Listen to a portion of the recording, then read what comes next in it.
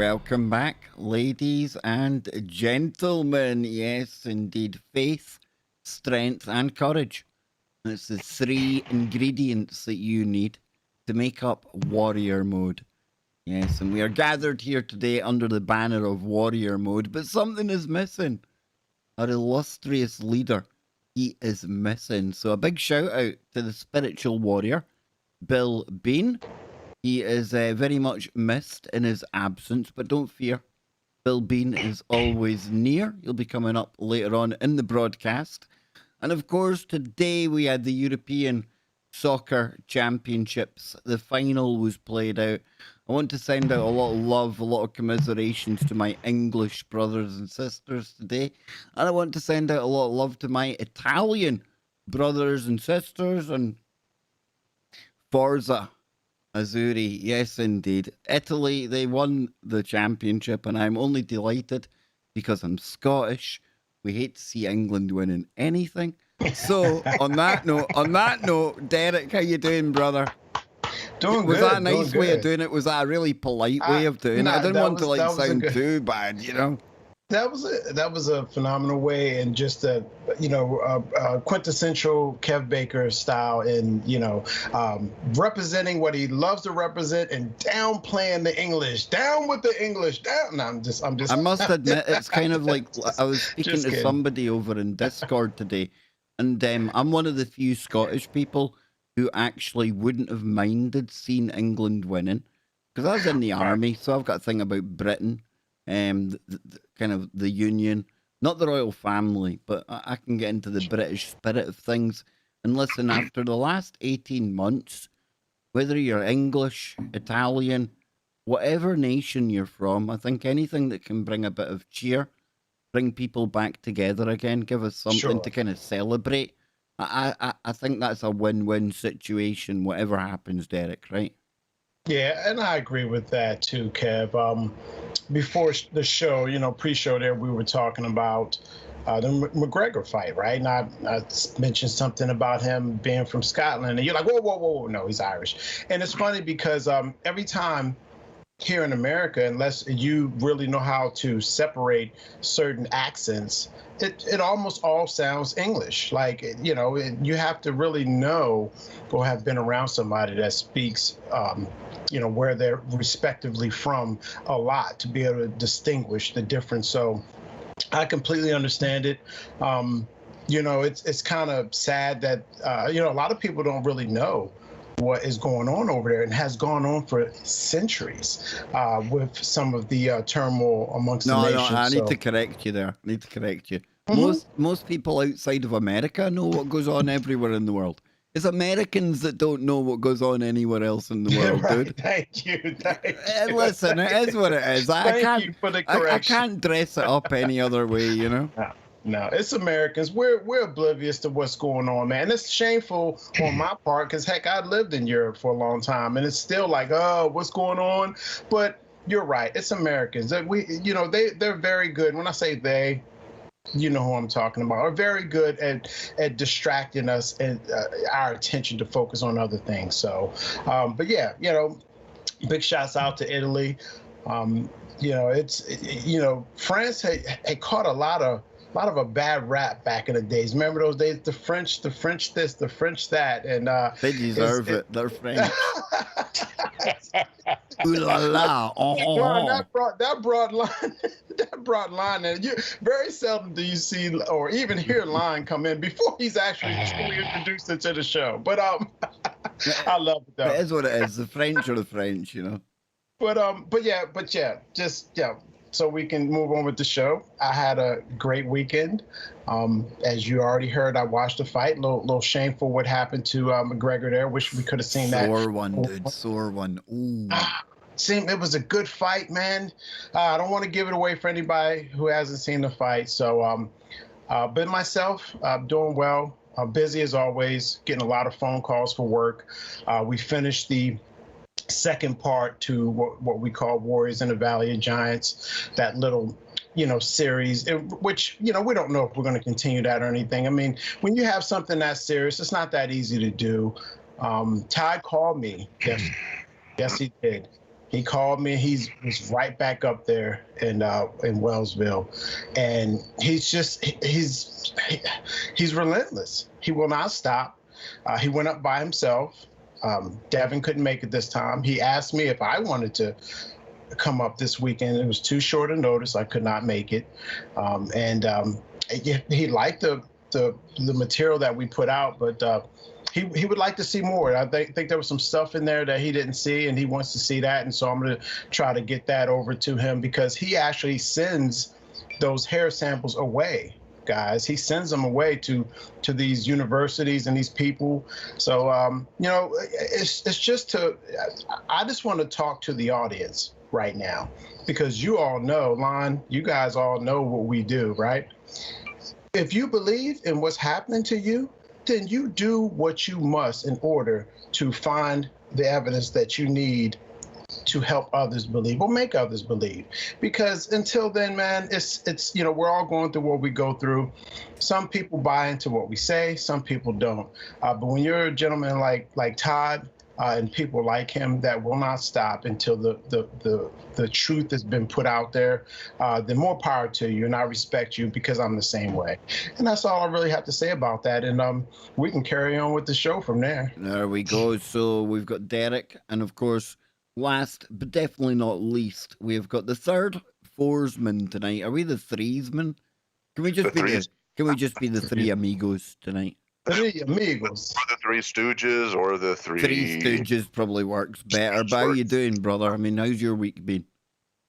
Good, like Derek. I mean, just crazy busy week. First of the month, all of that stuff. Of course, Independence Day celebrations last weekend. I brought Paravision's paranormal investigation team out of Cincinnati, Ohio. Shout out to Lee and Patty Allen, Jim Wilson.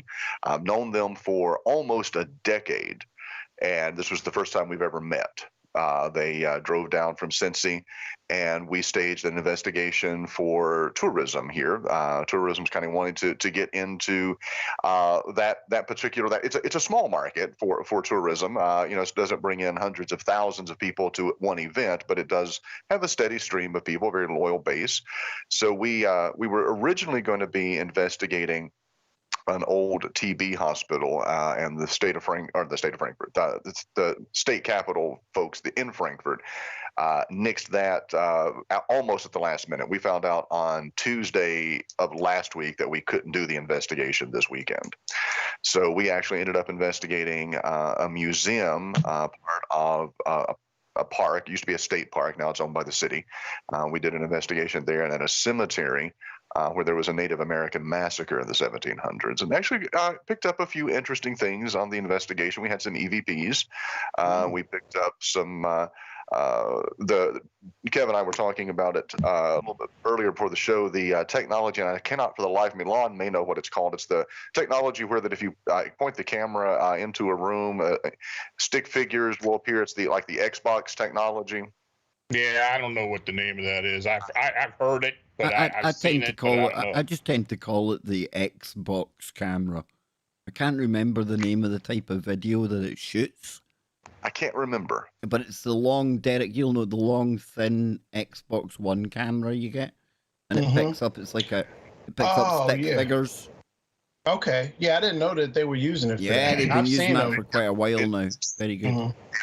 But this was the first time to actually watch it firsthand. And, we turned the camera on, and there was a figure standing in one of the buildings, and it moved and interacted when someone else would walk on into the field as well. Saw some shadow people. Honestly, I really was not expecting anything to go on last night, but it was fairly active. The team and the investigators were pleased.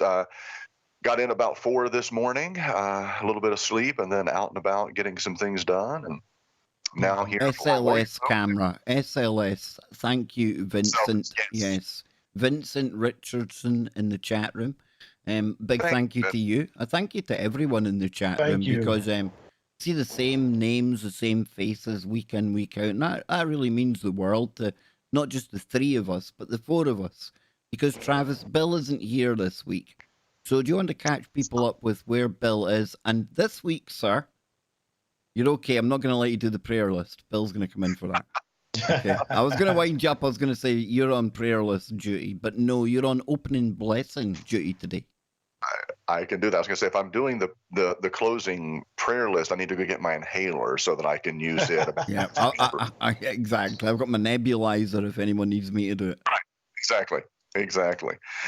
Bill is in New York State. He's helping a family there. He had reached out, actually told us last week he was going to be there. And then he messaged, I think he is, if we're able to get him on the phone at the end of the show, he is going to do the final closing blessing as he normally does.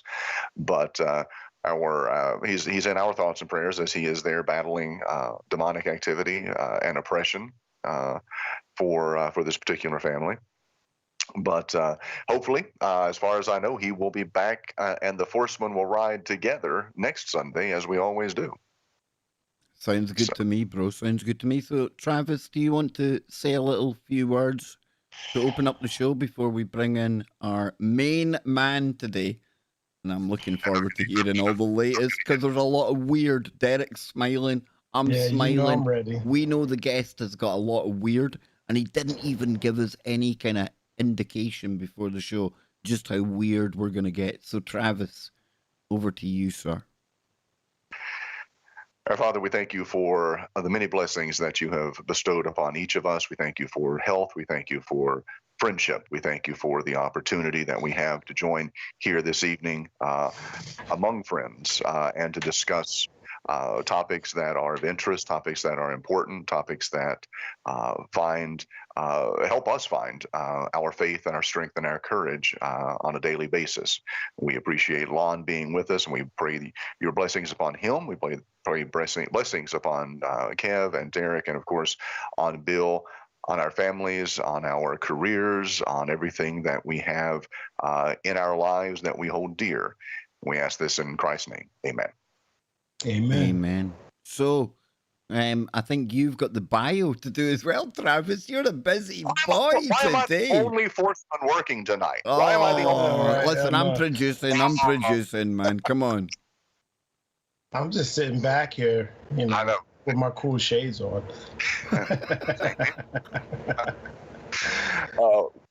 Our guest tonight is no stranger to Warrior Mode, Kev Baker's show, or to paramedia activity. Lon Strickler is a Fortean researcher, author, and publisher of the syndicated Phantoms and Monsters blog. He began the blog in 2005, which has steadily grown in popularity and is read daily by tens of thousands of paranormal enthusiasts, investigators, and those seeking the truth. Among them, Mr. Kev Baker, who gets a lot of his information for all of his shows from Lon's blog. His research Don't give it away, man. Don't give it away. Hundreds of online media sources. Several published reports have been presented on various TV segments, including the History Channel's Ancient Aliens, Sci-Fi's Paranormal Witness, Fact or Faked Paranormal Files, Destination America's Monsters and Mysteries in America.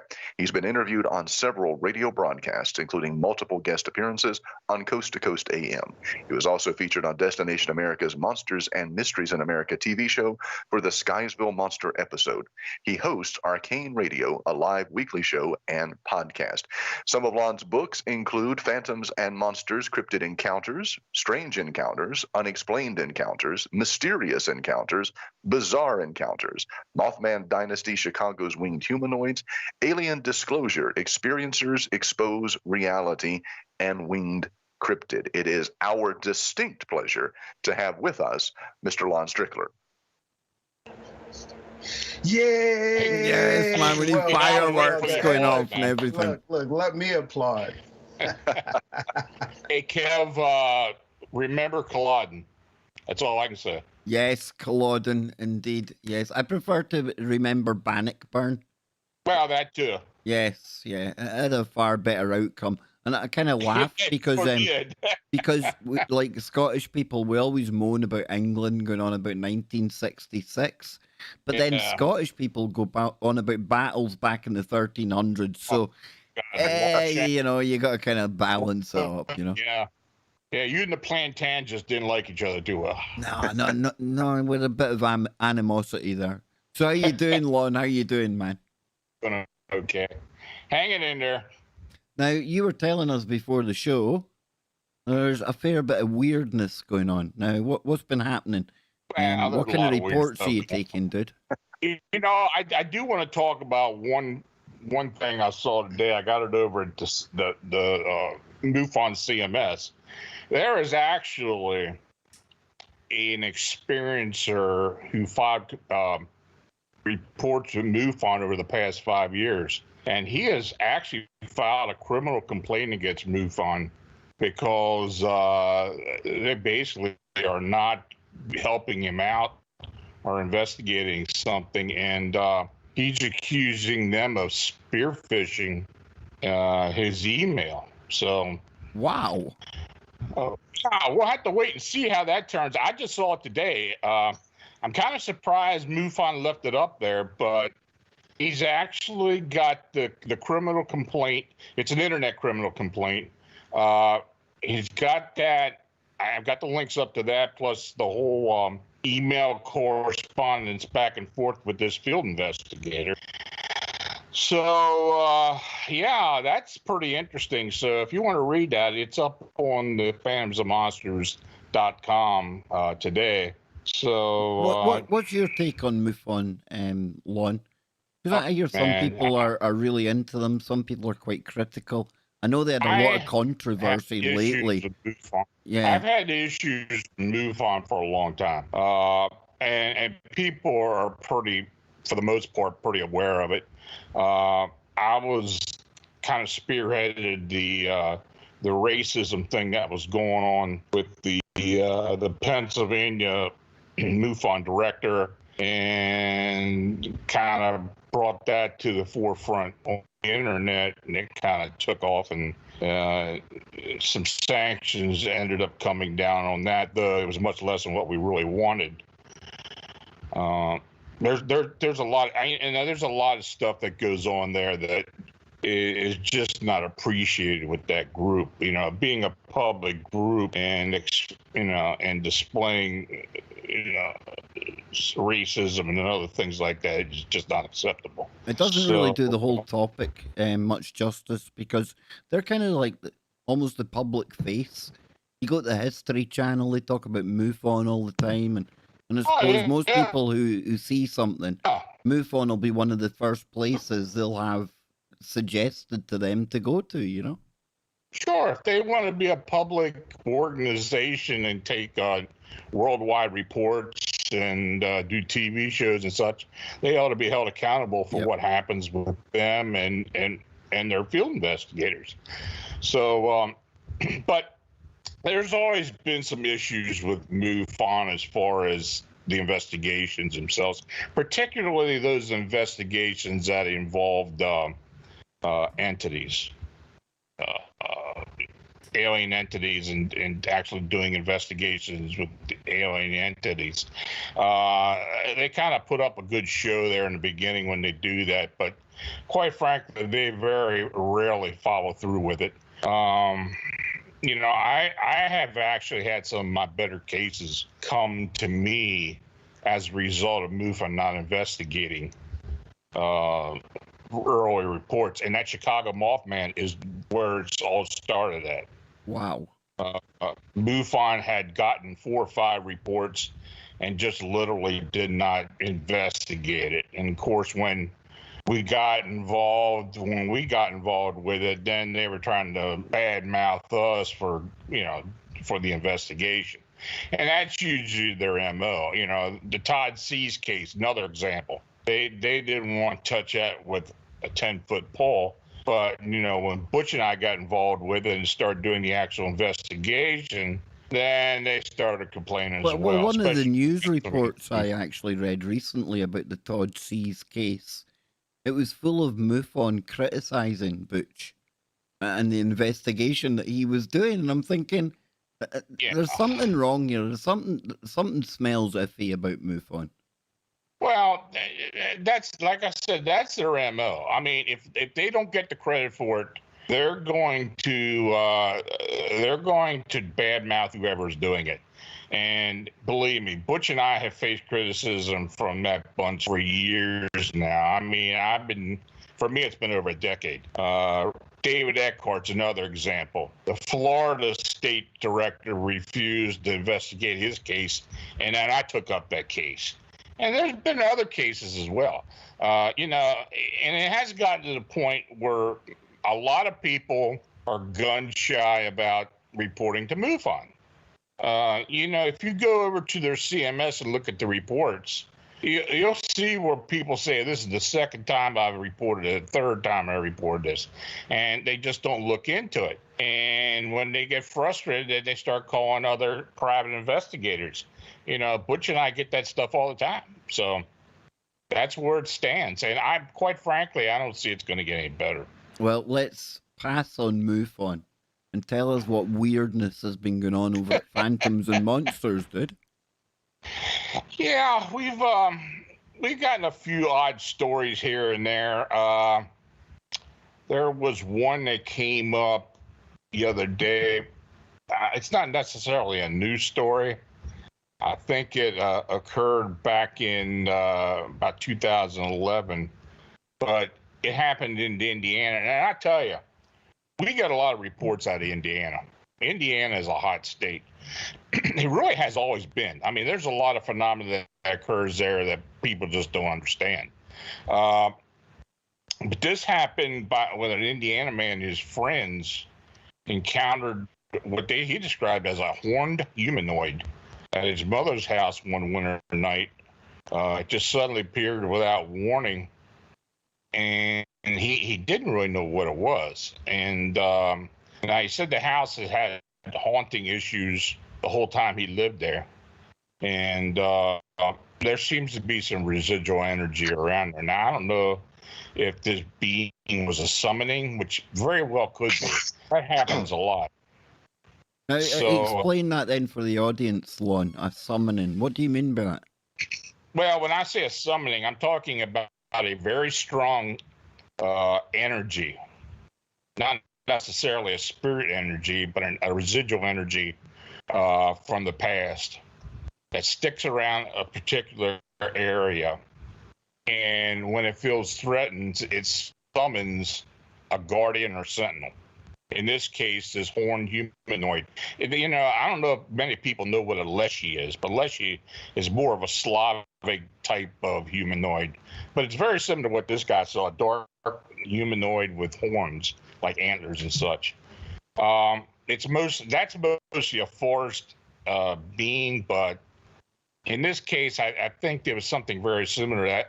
Also, this was around the Sugarloaf Mountains in Indiana, so there's a very, very strong Miami Indian, Miami Native American influence there. And of course, we know in the upper Midwest, there's a lot of mounds that a lot of these tribes had created for whatever reason.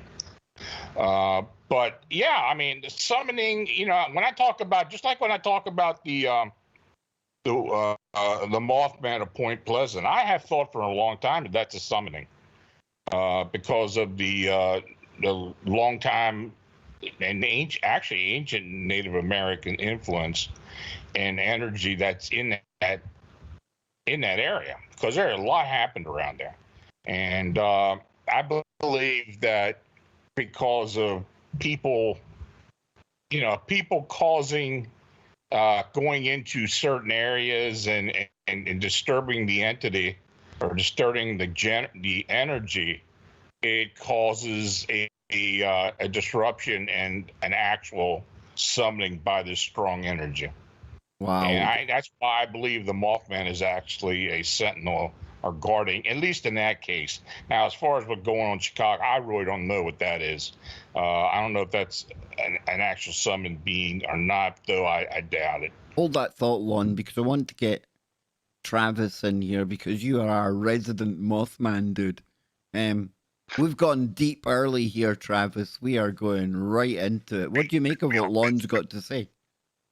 No, I agree with Lon, and of course I had very similar conclusion that I came to long before I ever knew Lon Strickler, talked to Lon or anything. Everything in my investigations and the research that we did in Point Pleasant leads me to believe that he is spot on. That what happened, and again, I agree totally with what he's saying. For Point Pleasant in particular, I do believe it was a summoning of some type of sentinel, of a guardian, of a principality, to use a biblical term. Whether it be Native American, whether it was occult practices that were taking place there in the TNT area, whether it's tied to the Chief Cornstalk curse. I think there's a lot of open questions about it, but everything that, and even if you look at John Keel's original notes from the Mothman Prophecies book, his original indications were that this was an interdimensional being, and that this, and the eyewitnesses also felt that this thing was there, that it was brought there, that someone brought this to Point Pleasant. Now, and I was going to ask Lon, does that mean that these other sightings are summonings, or are the other sightings totally separate incidents and separate and apart from what we saw in Point Pleasant? You know, we investigated that, and we thought that might be the case in one area, where there might be a summoning and some type of connection with Santeria and other Creole religions, but I don't think that was actually what happened. I think something actually opened up, either accidentally or purposely, that caused the rift between our world and another dimension. That's just my thoughts. Basically, and the reason behind that is because the way these entities, these winged humanoids, seem to suddenly show up and then suddenly take off and leave. They don't stick around a long time. I've had people describe actually seeing them disappear in thin air. I mean, it's like they go right through through a rift. But I think for what's going on, and we talked before about the particle accelerator Fermilabs out there in Cook County that may have some influence on that. They're doing a lot of weird things out there. I mean, they've been starting it up again, and that's just the things we know about, Lon. I mean, so what are they doing in the secret that we don't know about? Probably even weirder and wackier things, right? Oh, well, they're doing something. I mean, there was supposedly an accident there 7 or 8 years ago, and the first winged humanoid sightings that came in a bunch happened in the late summer of 2011, and this was around the time that accident occurred. So I don't know if there was an actual distinction between those and the sightings. And then all of a sudden, since early 2017, have they started something back up that we don't know about? It's very possible. So, that's what, we've been looking into that, and, we get a clue here, get a clue there. We're just trying to piece it together, and eventually, I hope, we're going to come up with an answer. So, see this type of humanoid that you described from this report, is this something that comes up commonly, or only ever now and again? I mean, the humanoid phenomena, the anomalous humanoids, is something that has kind of raised its ugly head the past couple of years. There have been a lot of different type of humanoid sightings, but mostly people describe either the white crawlers, pale crawlers, or either the walking crawlers are white walkers or something to that effect. And there are a lot of different ones in between there as well. And in fact, that's what I'm writing my book about right now. I'm gonna go deep into it, and my research assistant is actually in the chat room, Vincent. So he's in there tonight. Maybe he's collecting intel. We'll see. Vincent has been actually. I've been chatting with Vincent in the chat room. He was asking about my take on John Keel. You describe yourself as a Fortean researcher. I must admit, I'm a big admirer of John Keel, and I didn't appreciate the work he done, because when you read the Mothman, or if you hear of the Mothman prophecies, it sounds very specific. It's like dealing with the Mothman, but only once you get into that book, you realize that you're really dealing with a journal of somebody's real deep investigations. And I always give you credit, Lon, for the fact that you get put boots on the ground, you do the investigation. And that's something that Keel was doing. And we've got to appreciate as well, folks, this was back in the day before the internet, and you had to really go out there and meet people, talk to people face to face to get these accounts and things. So for me, I think John Keel, I definitely put him right up there, I must admit. Well, Keel was a pioneer, basically. I mean, he understood what Charles Fort had in mind, and he knew of Charles Fort, and he wasn't afraid to delve into things. Well, he was an investigative journalist out of New York, so that's what he did.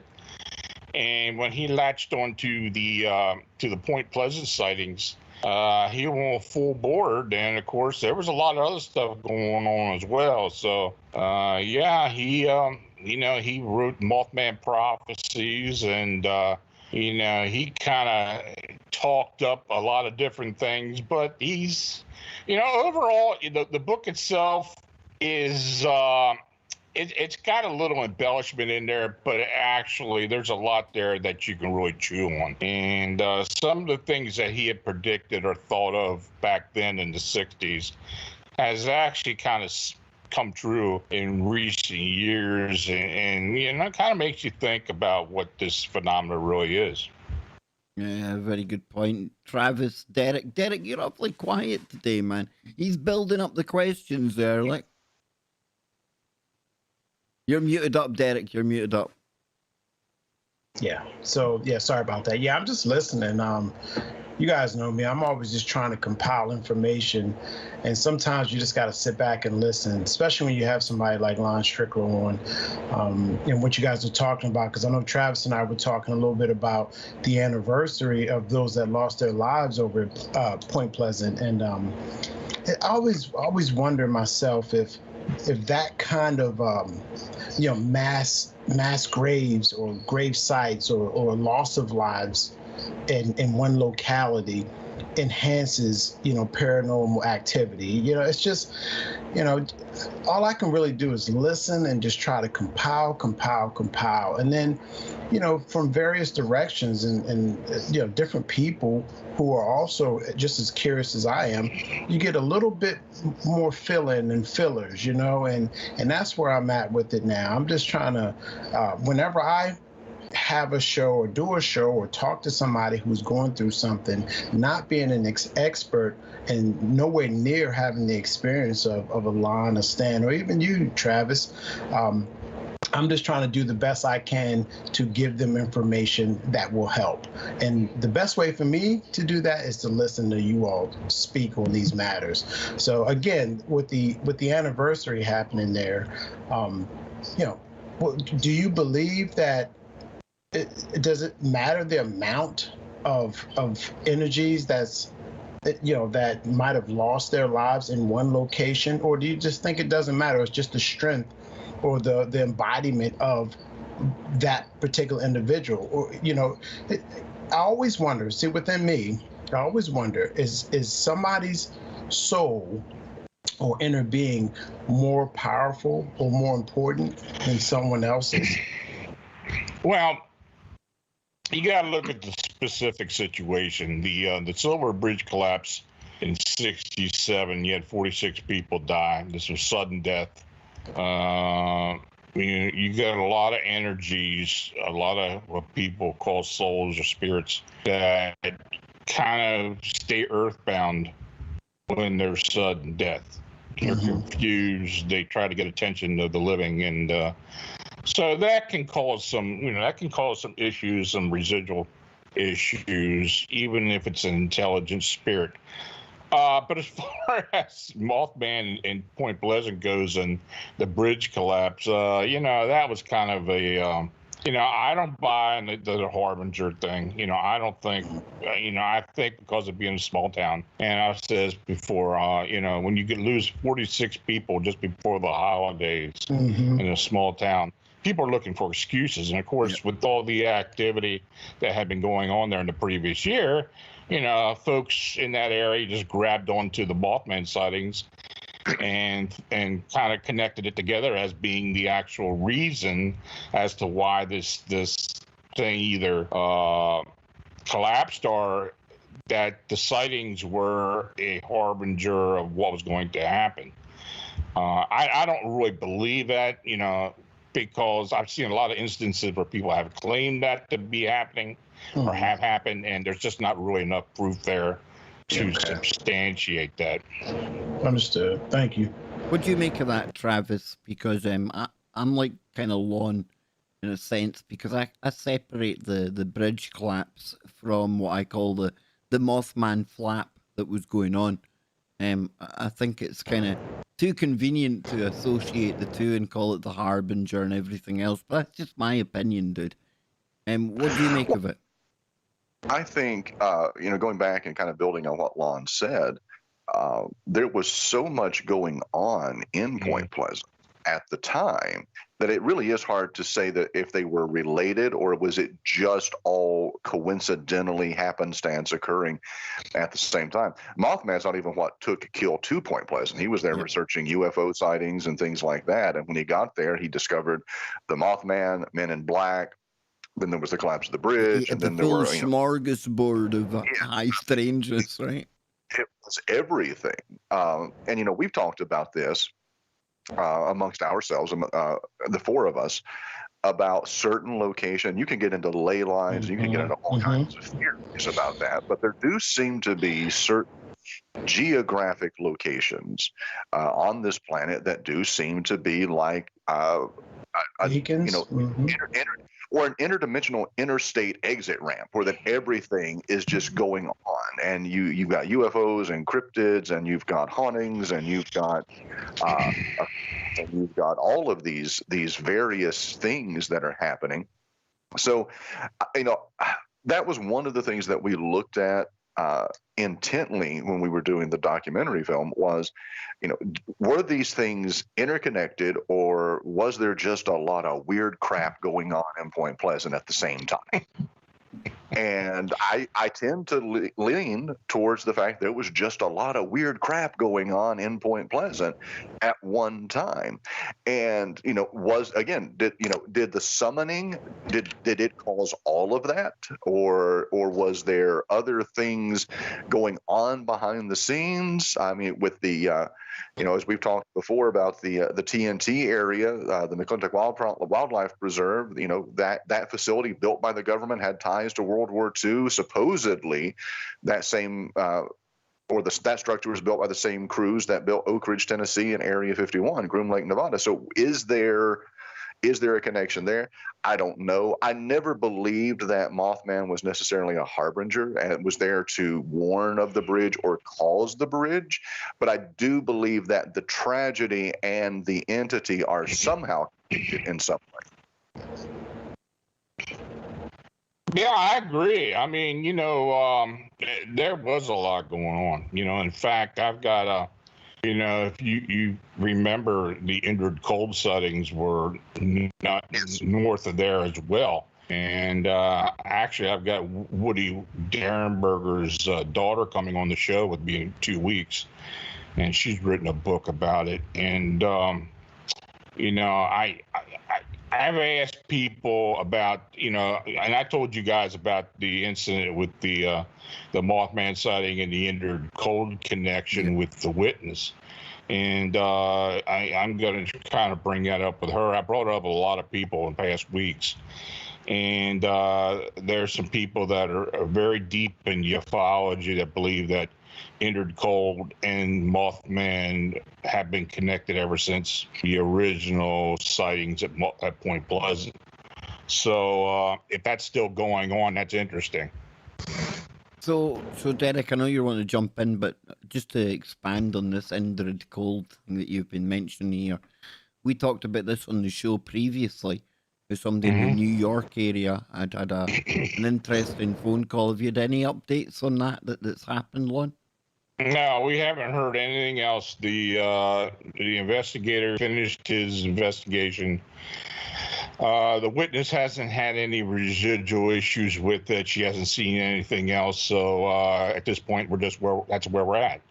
She hasn't gotten any more phone calls, but I have been putting feelers out for people to, if they see that name anywhere, it comes up on their caller ID or any other instance, to let me know about it, because that was a damn interesting coincidence. And I believe it kind of is opening up a can of worms again for that whole entered cold incident.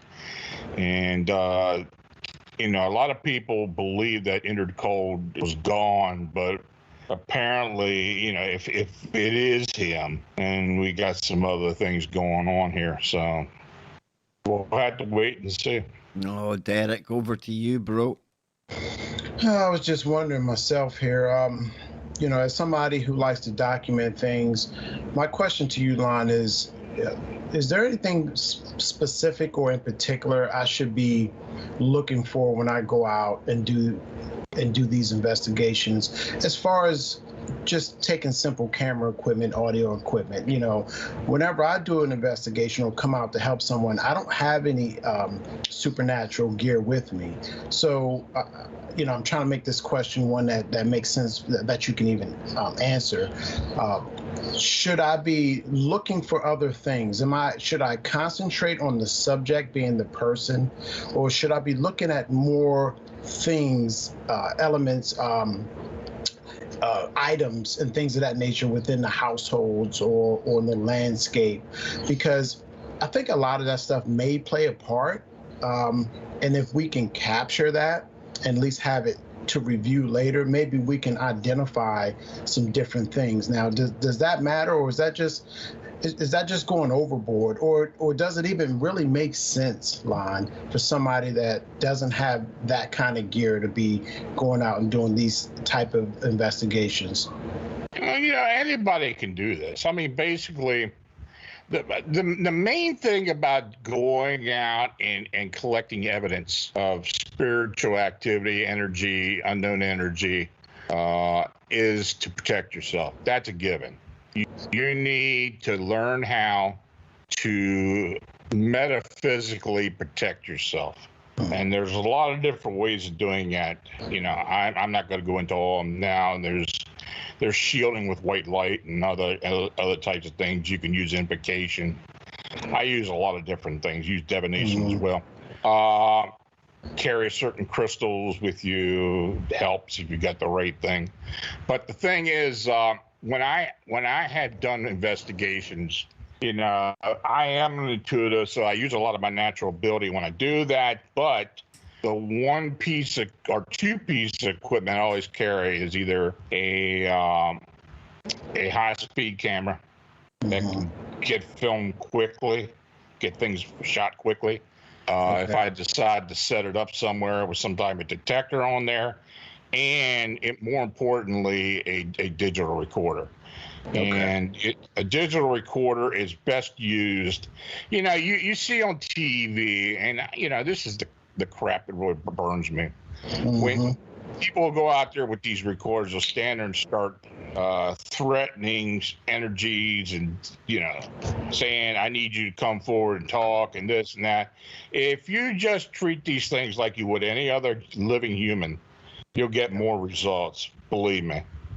But a good digital recorder is kind of essential, I believe, for whatever reason, and we still don't understand how it picks up. But there's a level of frequency that these recorders are able to gather. And, sometimes people talk about Frank boxes and, these ghost boxes and such. And, I've seen it demonstrated in the past. I've talked to people who swear by it. I don't use it. I don't really believe in it. I'm not one for the gadgets, I guess I'm kind of prejudiced to that because of my natural abilities. I can kind of get more out of what I do as opposed to using, gadgets and such. But, to each his own. But like I say to people who want to do this, Go to if you're going to a specific area, make sure it is an area where the malevolency is not known. I mean, if you want to go somewhere where there's malevolent entities there, then you're on your own. I mean, if you get an attachment, don't come calling, because I have dealt with so many cases of people who decide they're going to go ghost hunting and go out there to a graveyard and go into a known haunted area where there's been murders or other terrible things that have happened and call it an attachment. And then they come crying and want help. And, you got to help them, but you really feel bad about it. I mean, I do. I feel terrible about it when I do that. I mean, something like that could have been absolutely avoided. I'm into this. Wow, I've been into I all know. this stuff for years. Watched paranormal investigations for years. And I thought I was ready to go to Beliskin House. But I tell you, I know your story. Yeah. What would you say then if you were going somewhere like there?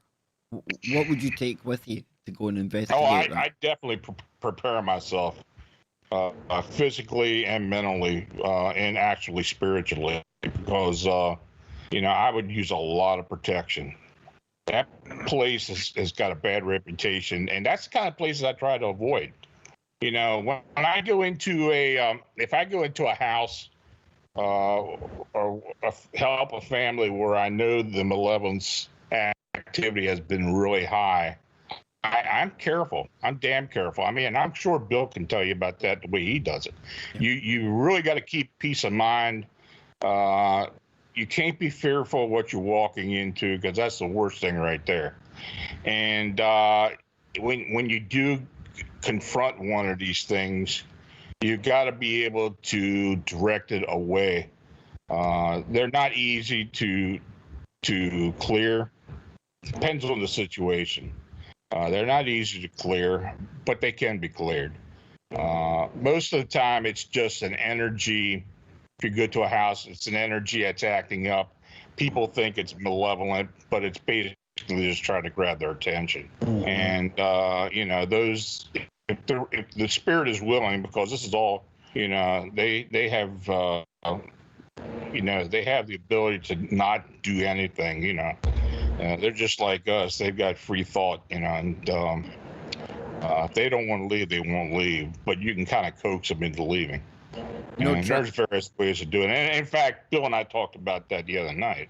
And people, if you want to check that out, it's on Beyond Explanation. Is that Beyond Explained? Yeah, Beyond Explanation. Beyond Explanation, yeah, here on YouTube. Radio, Bill. Yeah, just search Beyond Explanation. Yeah. And Travis, I'm going to bring you in here. Vincent will put he'll put the link up on the chat. Yeah. But it's Bill and I did an interview on Friday night, and we kind of got into a big range of things. Travis, I really hope the audience are paying attention, right? Because here's a guy that's been doing this for the majority of his life. He's probably been doing this kind of thing longer than I've been alive. And I look at Lon's face, and that's deadly seriousness when he's talking about having to be prepared. And this is what we're here for, Travis, right, Derek? I mean, warrior mode. We're all fighting spiritual warfare on various degrees. And when we put ourselves into the lion's den, somewhere like a Crowley's location, somewhere like an asylum you've been to, I mean, we all love to have a laugh and a joke. And this kind of topic, it's kind of cutesy, it's non-divisive. I like to think it brings people together. We've all got a shared interest in it. But we should never, ever mistake what we're talking about here. This isn't entertainment. This is real world, and it's really serious stuff, Well, and you and I know better than some exactly how serious it can get. And I'll be honest, I brought Lee and Patty and their team down last night. We did the investigation at the museum. We did two locations, a museum and a cemetery. where actually a historic cemetery where a Native American massacre had taken place in the 1700s, and honestly wasn't expecting to really get anything or to pick up anything or find anything, but we did have some distinct activity. And it really, I honestly plan on talking to Bill Bean either later tonight or tomorrow, and I'm going to have him do a blessing deliverance over me, because I don't think anything attached itself, but I don't want to take another chance like I did in the early 2000s. I can't go through that kind of trauma again. Yeah, and for me to just jump in right there, pardon the interruption, but that's exactly why I'm asking these questions. And believe it or not, as many times as Lon has been on the show, once again, he gave me information that I really needed to know. This is helpful. I'm not, and Kev, you said it the best just then, man. You hit it spot on. This is serious.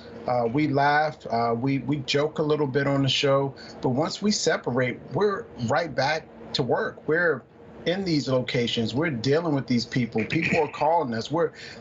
The show is predicated around us reaching out to people and saying, hey, we're here to help. And guess what? People are calling. People are saying, hey, this is what's going on with me. So by all means, I'm serious about what I'm talking about. And you guys know me well. And Lon's getting to know me a lot better. And when you answered the questions the way you did just now about a lot of that phony stuff that I wondered too. You said it just a second ago, Lon, about how these people threaten these entities. I command you to leave, or I'm going to do this and do that. And I'll just be like, is that really the way?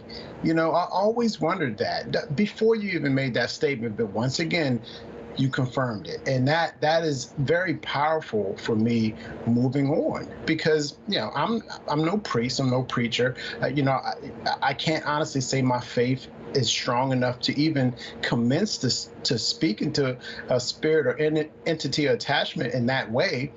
And if I did have those gifts, I wouldn't do it anyway, Lon. Do you understand? So, I'm going to do it the way I know how to do it. I'm not a very religious person. I was raised in the Lutheran church and went through the whole thing, catechism and the whole 9 yards. I was an acolyte for like 8 years, maybe. I don't know. It was a long time, But I'm not very religious. Now note, I do follow a lot of the teachings of the Kabbalah and the Bible itself. And, I use angels, though I don't necessarily believe angels are a biblical figure. I think they're more of an alien figure as opposed to just something out of the Bible. And I know Bill uses angels in his own way, and I'm a very strong believer in angels. Don't get me wrong. I'm very strong in suggesting people learn about their guardian angels and be able to communicate with them. Their guardian angels, birth angels, and others. Most people have at least 2 around them. And I'm very strong on archangels. Mm-hmm. I mean, these aren't entities with wings and stuff flying around. They're very strong non-human entities that, for whatever reason, and again, I'm just going to say it, they're there to help. And, I kind of look at it a little different than maybe Bill or other folks do, but they still work in the same way. That's why we love Warrior Mode here, because I'm me, Right on the money. Derek's Derek, Travis is Travis, you're Lon, and Bill's Bill. And we as, like, the 4 of us as a team, we never judge anyone because they think differently to us. In fact, we encourage people to come on the show. We don't want people to agree with everything we say, because we know the audience as well. They're all individuals. They've all got their own ideas. And I suppose I don't even call this a Christian show, because your stereotypical cookie cutter kind of Christian show, very judgmental, wouldn't speak to people with different ideas. So we celebrate the fact that we're all a little bit different here, Lon. It doesn't need any explanation. Yeah. It just is what it is. We're real, When I do a case, especially a case I'm actually physically involved with, And I've also done cases where I've done remotely as well. But I have called in clergy. I called Bill in for two cases. Well, for one case, and he was involved in another one that I had done basically other cases around the same area. And but one of my more involved cases in Iowa, he got involved with.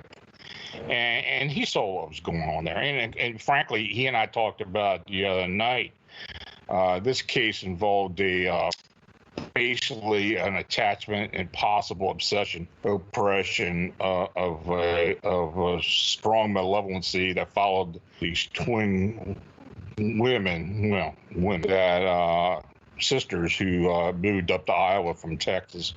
And it was something within the family, and it basically caused a lot of grief and a lot of pain within the family itself. Its situation has really leveled off though in the last couple of years. Thank God. And I don't say thank God lightly. I say it out of exasperation because I worked hard with these ladies, and like I do with a lot of other clients, it's you're so glad when you're able to eventually help them get over this type of oppression or attachment and such.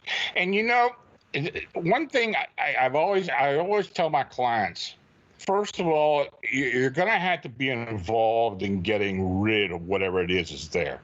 And that involves buying into what I'm telling you. Now, Yep. I when I tell somebody I like them to do something, I mean that. I need them to do what I'm going to tell them to do. And at that point, I don't need any other person coming in and trying to do work on the case, And when it gets to that point, then I will help and try to get somebody else to come in and see when we can come up with an angle to try to maybe fix it better, But no, and I do tell people that. I tell them they do definitely have to be. They have to be part of the show. They got to be part of the program. And it seems to work well that way. When you get people, when you put confidence in people and get them to be confident in you, that's 99% of the game right there. No, you're absolutely right, Lon. Yep. Travis, you've got an update from the illustrious leader. How is he doing? He is well. He just messaged and said he was finished with the deliverance there in New York. He had actually assisted and helped 10 different individuals throughout this afternoon. And I don't have the details. That's the most recent update. He just texted me. So pretty cool, dude. So Lon, actually on the talking about. So Lon, what else has been going on apart from the humanoid stuff that you've had reported? Let me look down my list here. See, he's got a list of it, Yeah,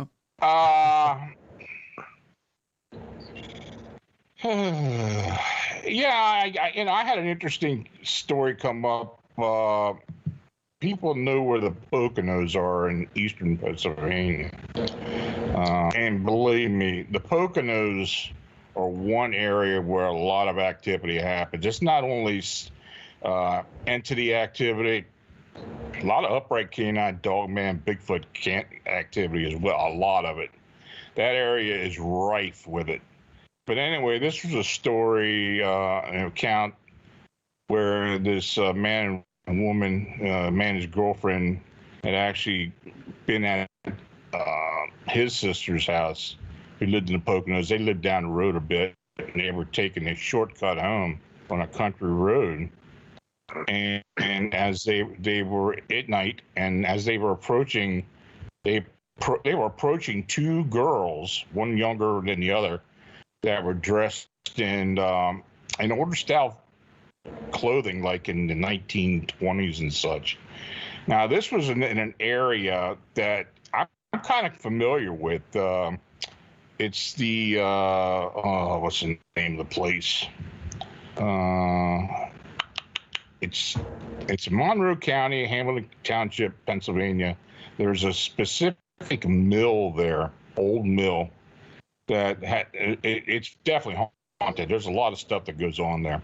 And anyway, this wasn't far from there. So when they pulled up, the girls were looking down. You know, they weren't looking up. And when the woman who was in the passenger side put down the window and asked them if they needed help, the taller girl, the older girl, raised her head up and there was no eyes. I mean, it was just a black void. And that freaked them out. But that's, you know, to be honest with you, now this wasn't a black-eyed kid phenomenon or something like that. This was different. So it's quite possibly some type of spiritual thing. You know, there was and I don't know if the clothing was older. If it was older, it could have been something involved with some of the Native America warring and with the settlers and stuff in that area years and years ago.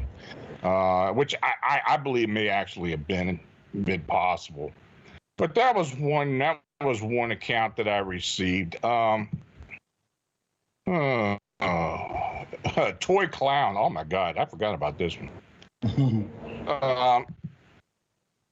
There was this was from a woman who talked about when she was younger that she felt discomfort from a toy clown that was given to the family as a gift.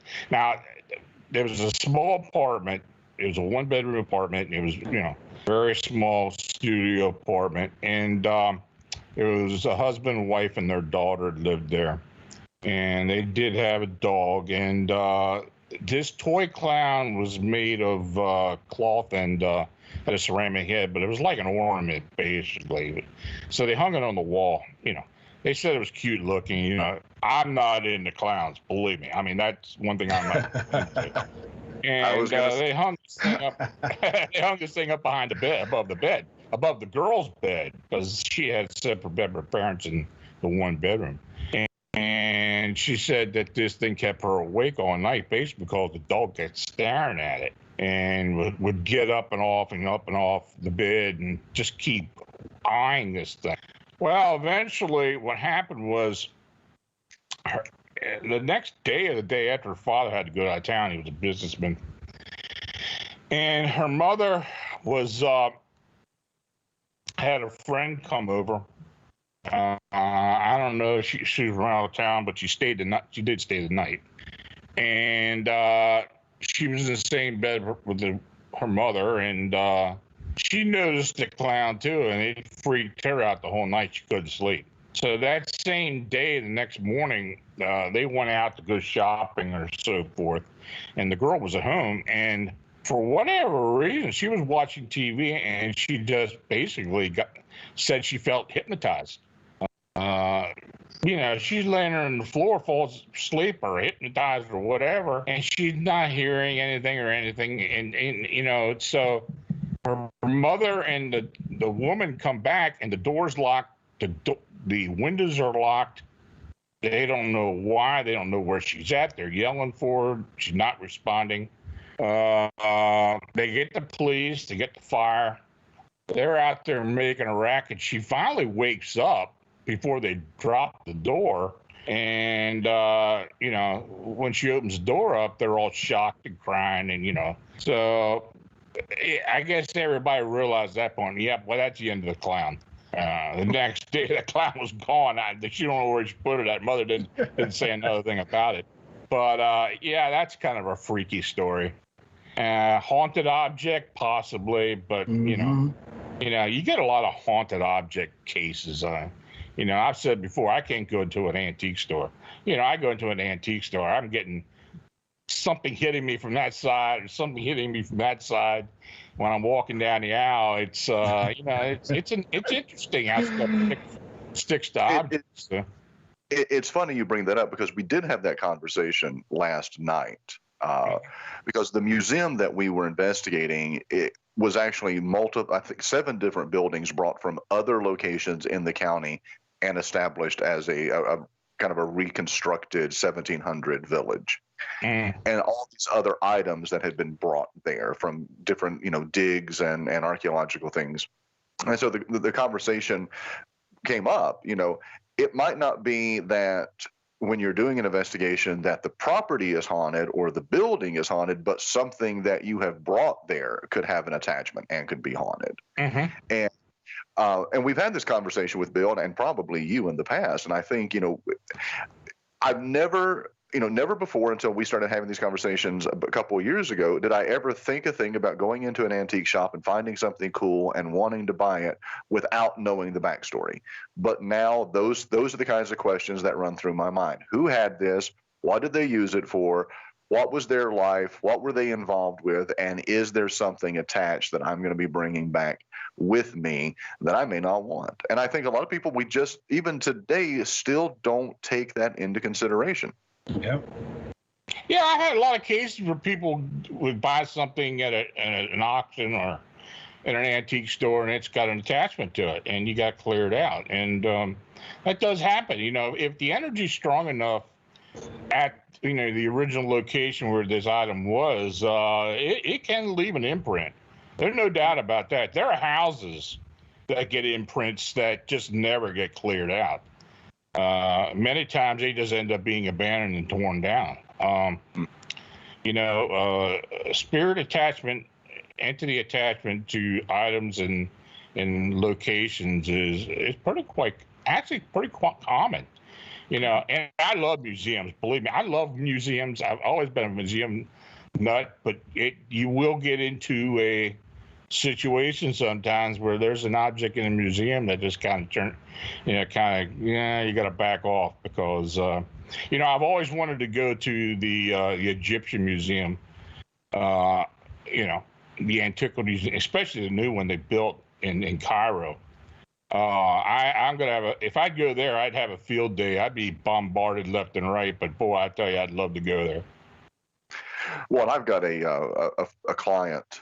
She was an author and then political candidate now, but she's very much an empath and a sensitive, and she will not go to funerals. She says she can't, and it's not just the recently deceased person, but it's all of the other spirits that will be there at that funeral. And she's like, she can't even sit in one of the pews at a funeral home without having some type of interaction with a spirit.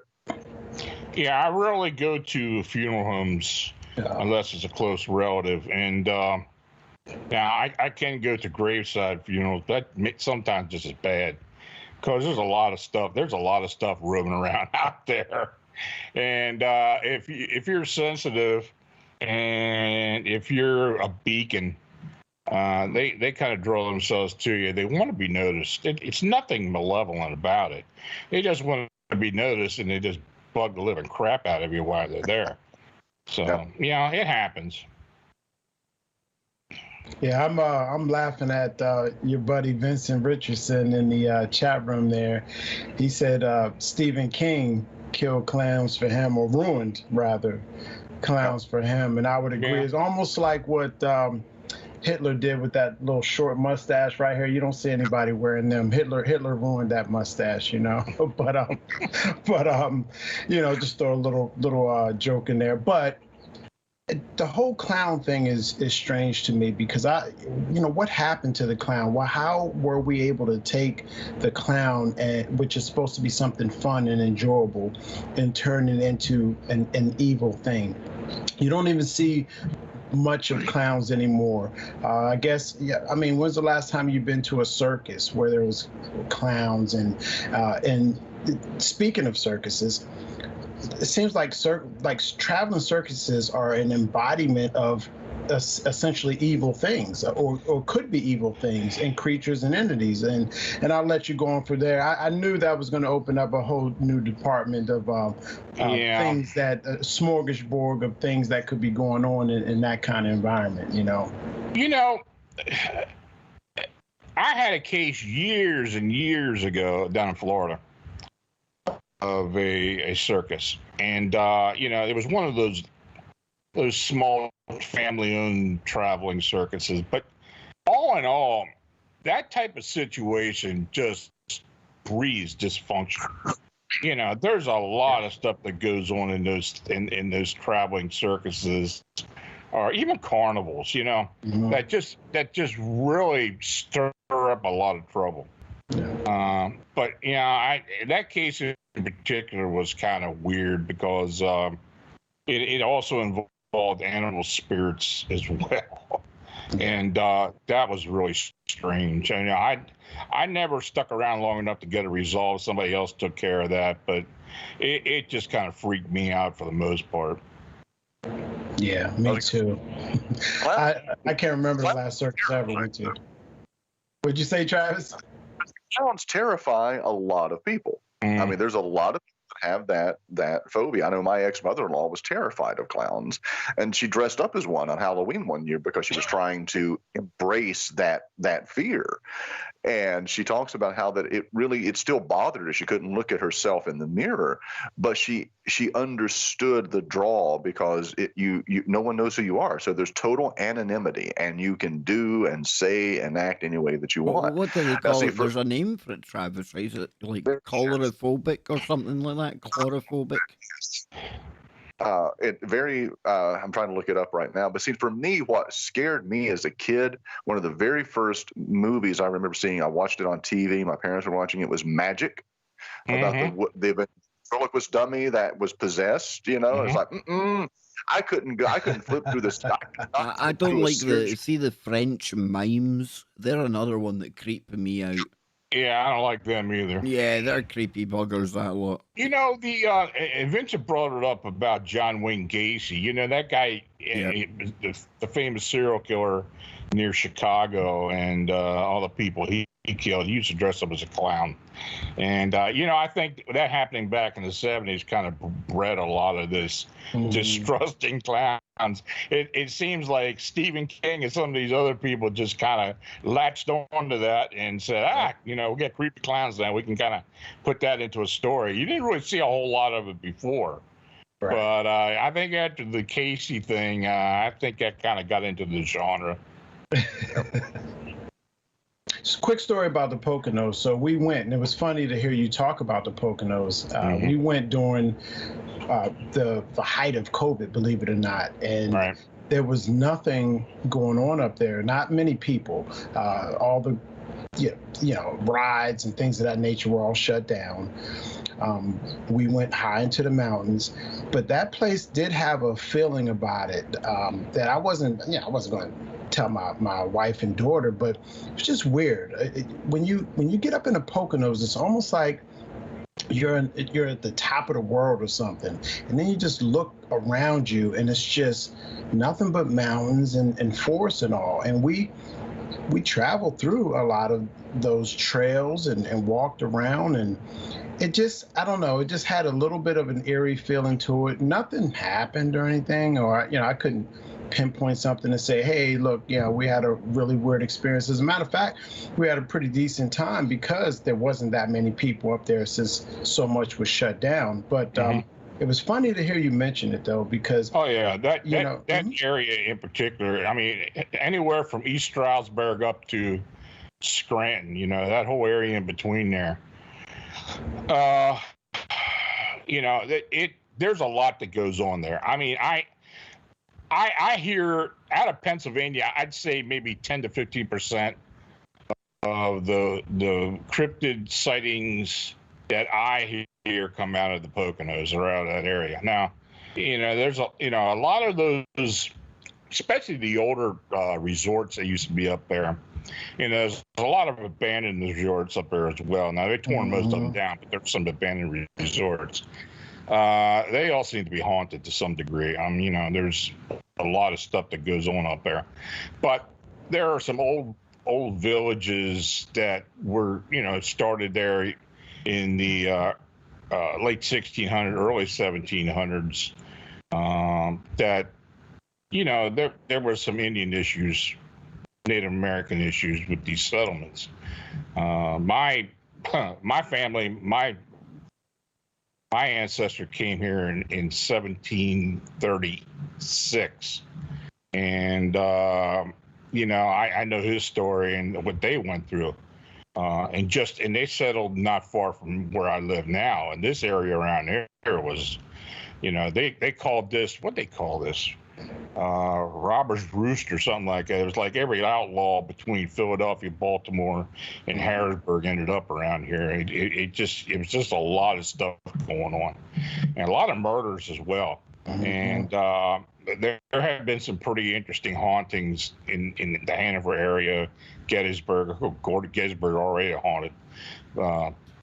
Beyond that, but yeah, there's a lot of historical attachment to what goes on around here, but especially on the Poconos, there was a lot going on.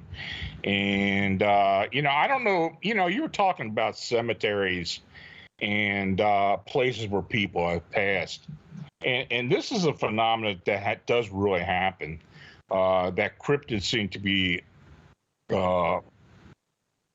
I don't know, it's brought to or feel like they need to be around cemeteries. People have reported to, and I've heard this lots of times, Dogman, Upright Canines, Bigfoot being attracted to cemeteries. People will be in the cemetery, either visiting a loved one and such, and they'll see something on the edge of the cemetery. I've heard so many reports of this type of activity in cemeteries that, you got to kind of stand up and think, hey, maybe there's something to this. Now, why is that? I don't know. I mean, are they attracted to the spirit activity, the entity activity? We haven't been able to explain that. Yeah, when you think that the entities hover around where former life was, I mean, that's not the location where the incidences took place. It's just where their bodies were buried. I mean, if there's some type of energy from the deceased at the cemetery, and believe me, there's a lot of bad energy around cemeteries. Seriously, you can pick up a lot of bad energy at a cemetery. I don't know if these cryptids are feeling attachment or something to these beings, to these entities. I don't know. I don't know what it is, but we do get a lot of reports like that. Yeah, of course, you're going to get all these, the humanoid and other crazy stuff in cemeteries as well. But I've told people in the past, like I told you earlier, and I have done cases with people who picked up attachments at cemeteries. I mean, in haunted locations, but cemetery is the worst place to do it. Somebody actually going into a cemetery with trying to gather EVPs and then calling for them and saying, "Come in, you can use me to talk." That kind of stupid stuff. Yeah. You're just really asking for trouble. It's the body matter. It's the body still decomposing, so it's the energy that still lies there. If I was just to use an educated guess based on everything that I hear and have learned, it's just the energy. Obviously, yes, your soul passes on, but your body mass still has to complete the decomposing phase. So I think it's beyond that. I think most.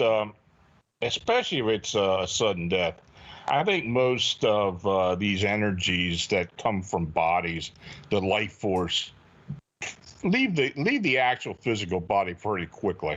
Mm-hmm. But if they're earthbound, they stick around. They don't necessarily go into the grave, but they hang around the grave. Mm-hmm. I've heard that before. I talked to a couple people before who said they'd go to visit their relatives, and they felt like the person was right there, literally right there with them. And that's very possible, because I think that these energies are attracted, if they're earthbound, to their place of rest. And they may actually... About astral travel. Mm-hmm. She always used to say, I'm really hesitant to go beyond the garden gate. Because how do I get back? Like that fear of not being able to get back into the physical body. And I think, it's hard for us to even conceptualize what I'm going to say here. But when you have all of a sudden been ripped out of your physical form and you're now into this ethereal, spiritual being, we've got no comprehension of how that must, how we compute that in our own minds, and we're probably there. We're close to our physical being.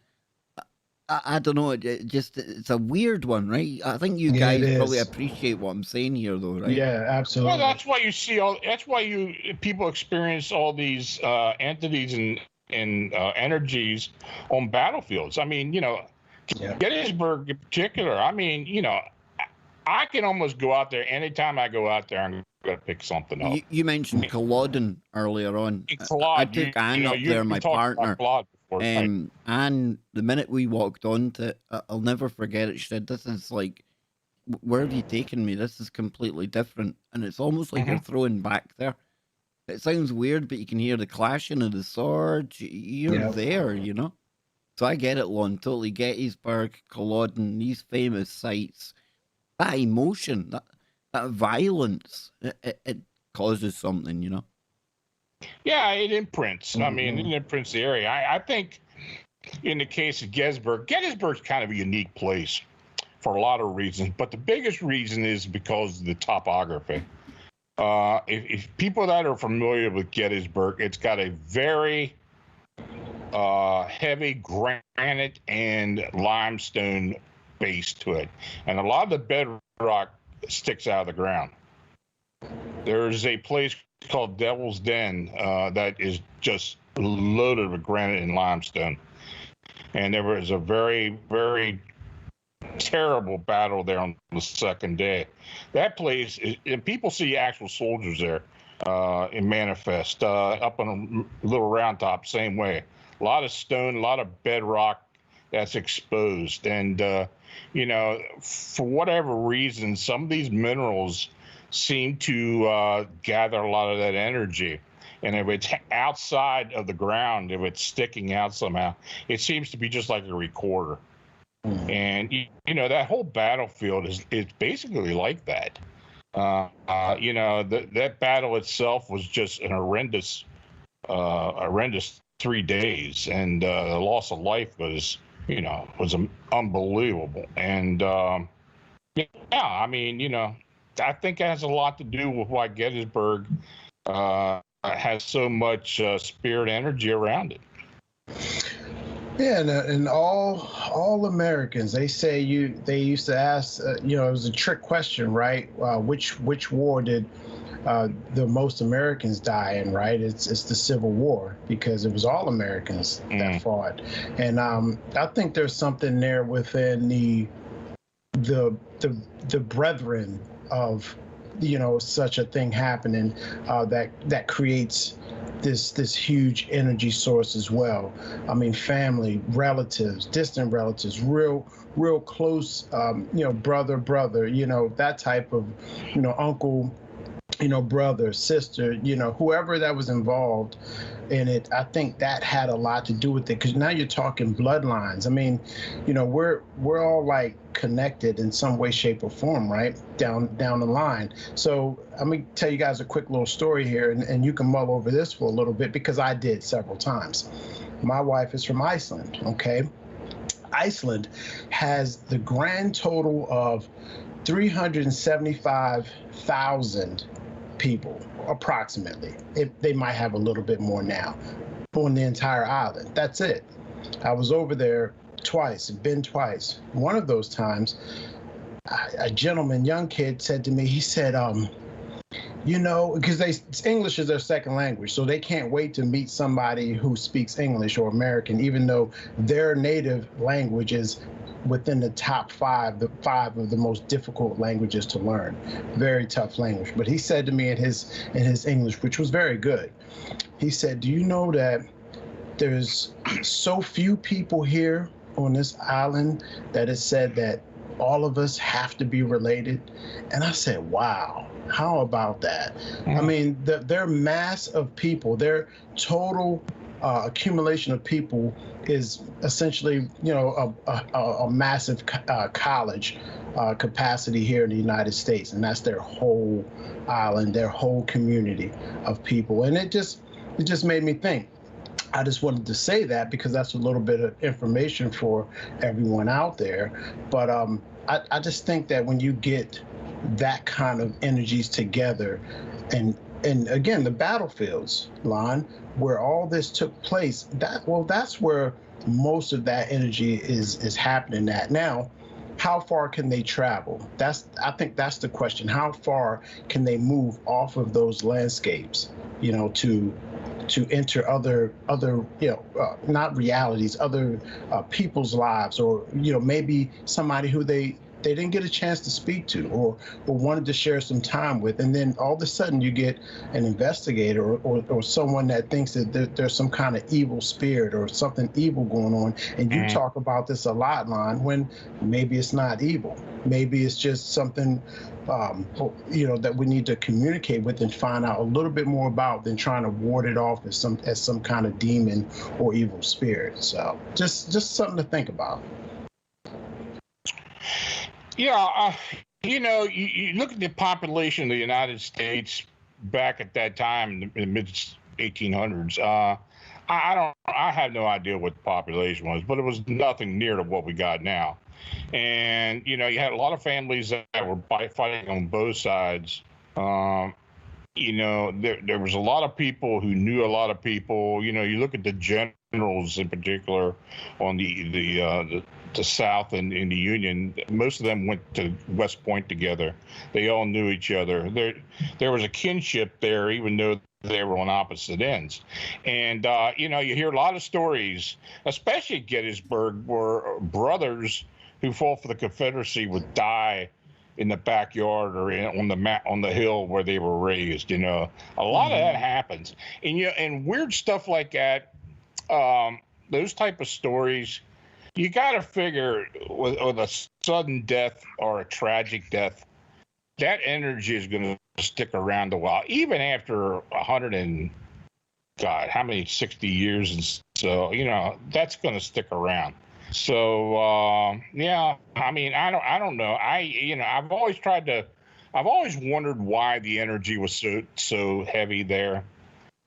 But I've been to other battlefields, and it does occur on other battlefields. This is going to sound really weird, Lon. I think you'll get where I'm going with this. Have you ever looked into the geology of underground Gettysburg?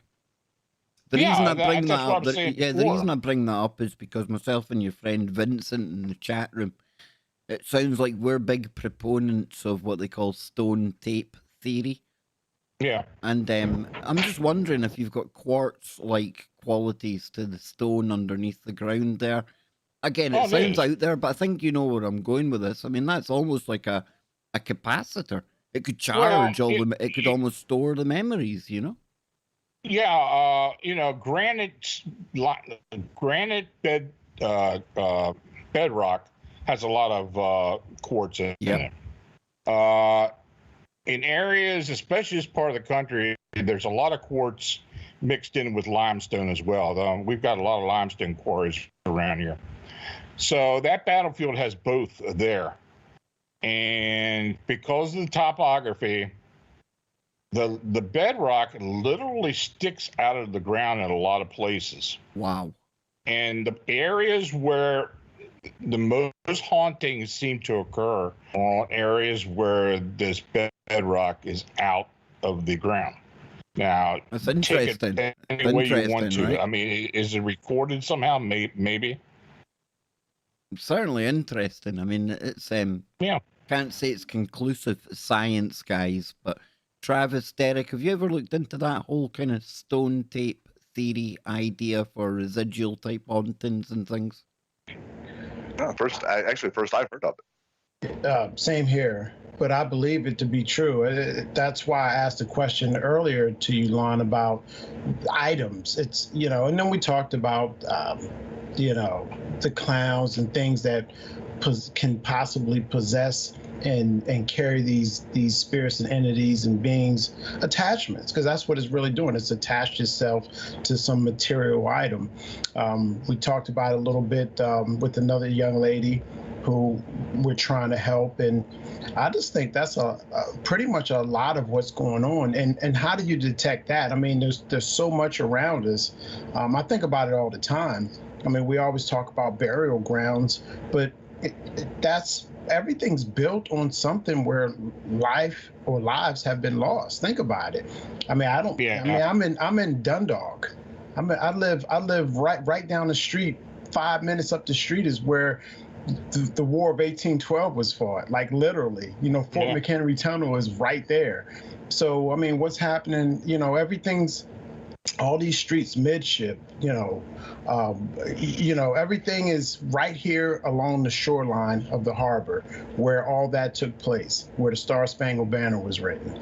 So I mean, I don't know. I mean, I don't know. I just don't leave anything for chance anymore. Is what I do, and Travis knows this.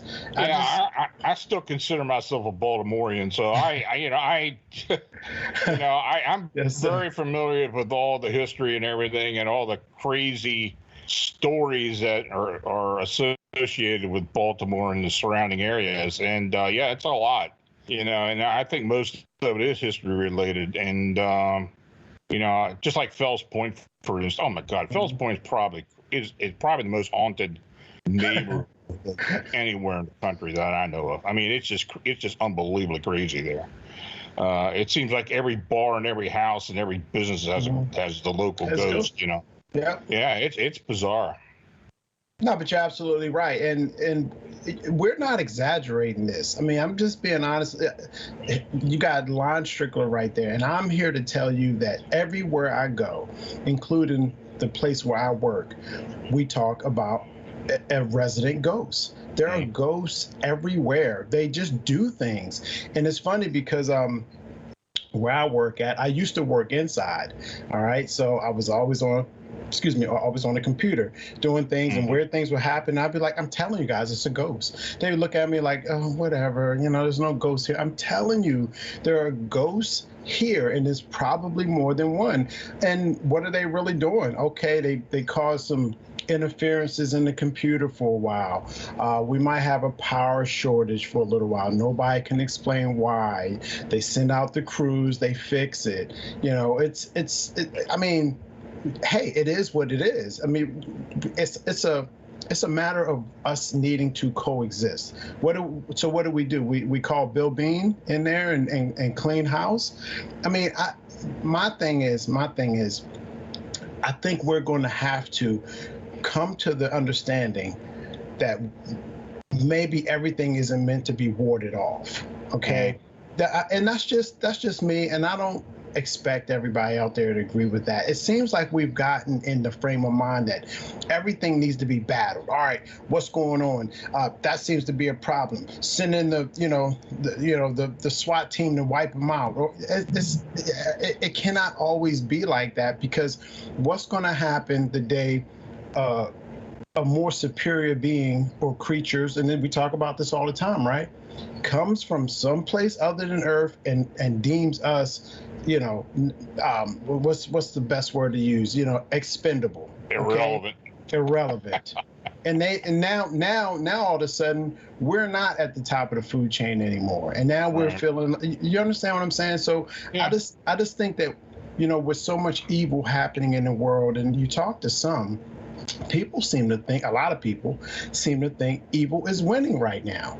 Well, why is that? And what are we going to do about it? Well, I tell you, a lot of times when people call in an investigator, a paranormal investigator, they come in and do some work and try to, flush out these spirits.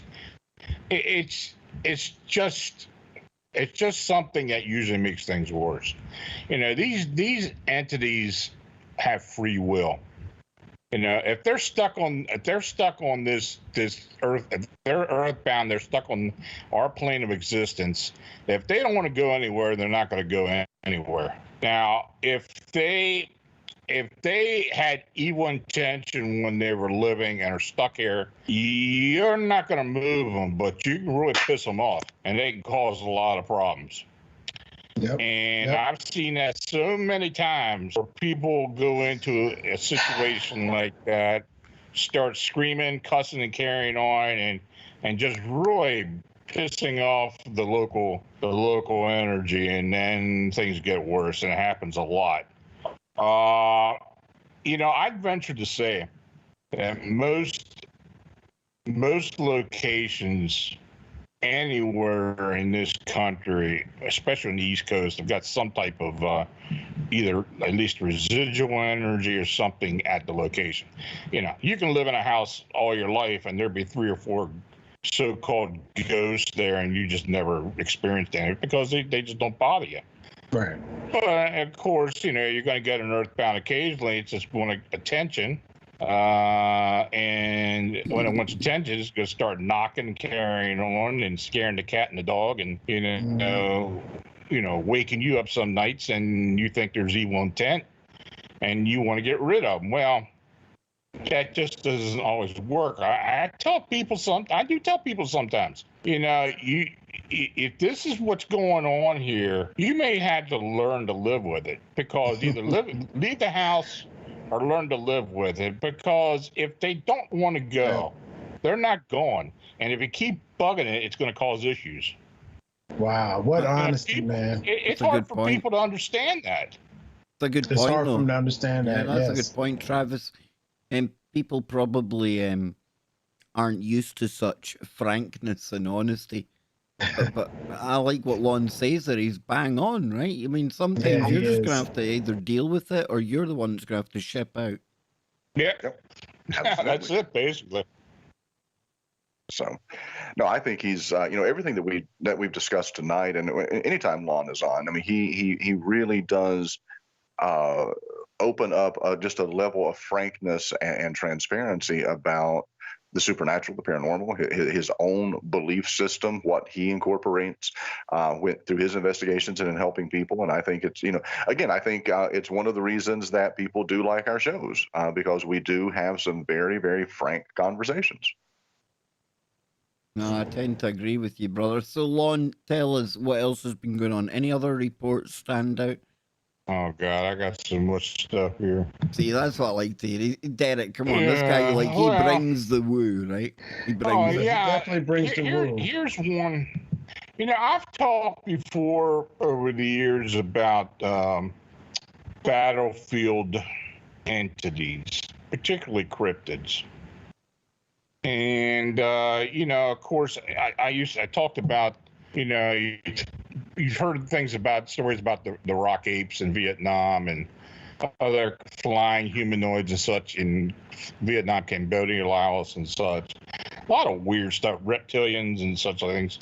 But I tell you, the Gulf Wars, in particular in Iraq, and more so in Afghanistan, there have been a lot of crazy sightings by service people and a lot of crazy experiences. I did get a story from an American soldier who described an incident that occurred while he was serving in Afghanistan, where a goat farmer told him that an upright canine would kill his livestock.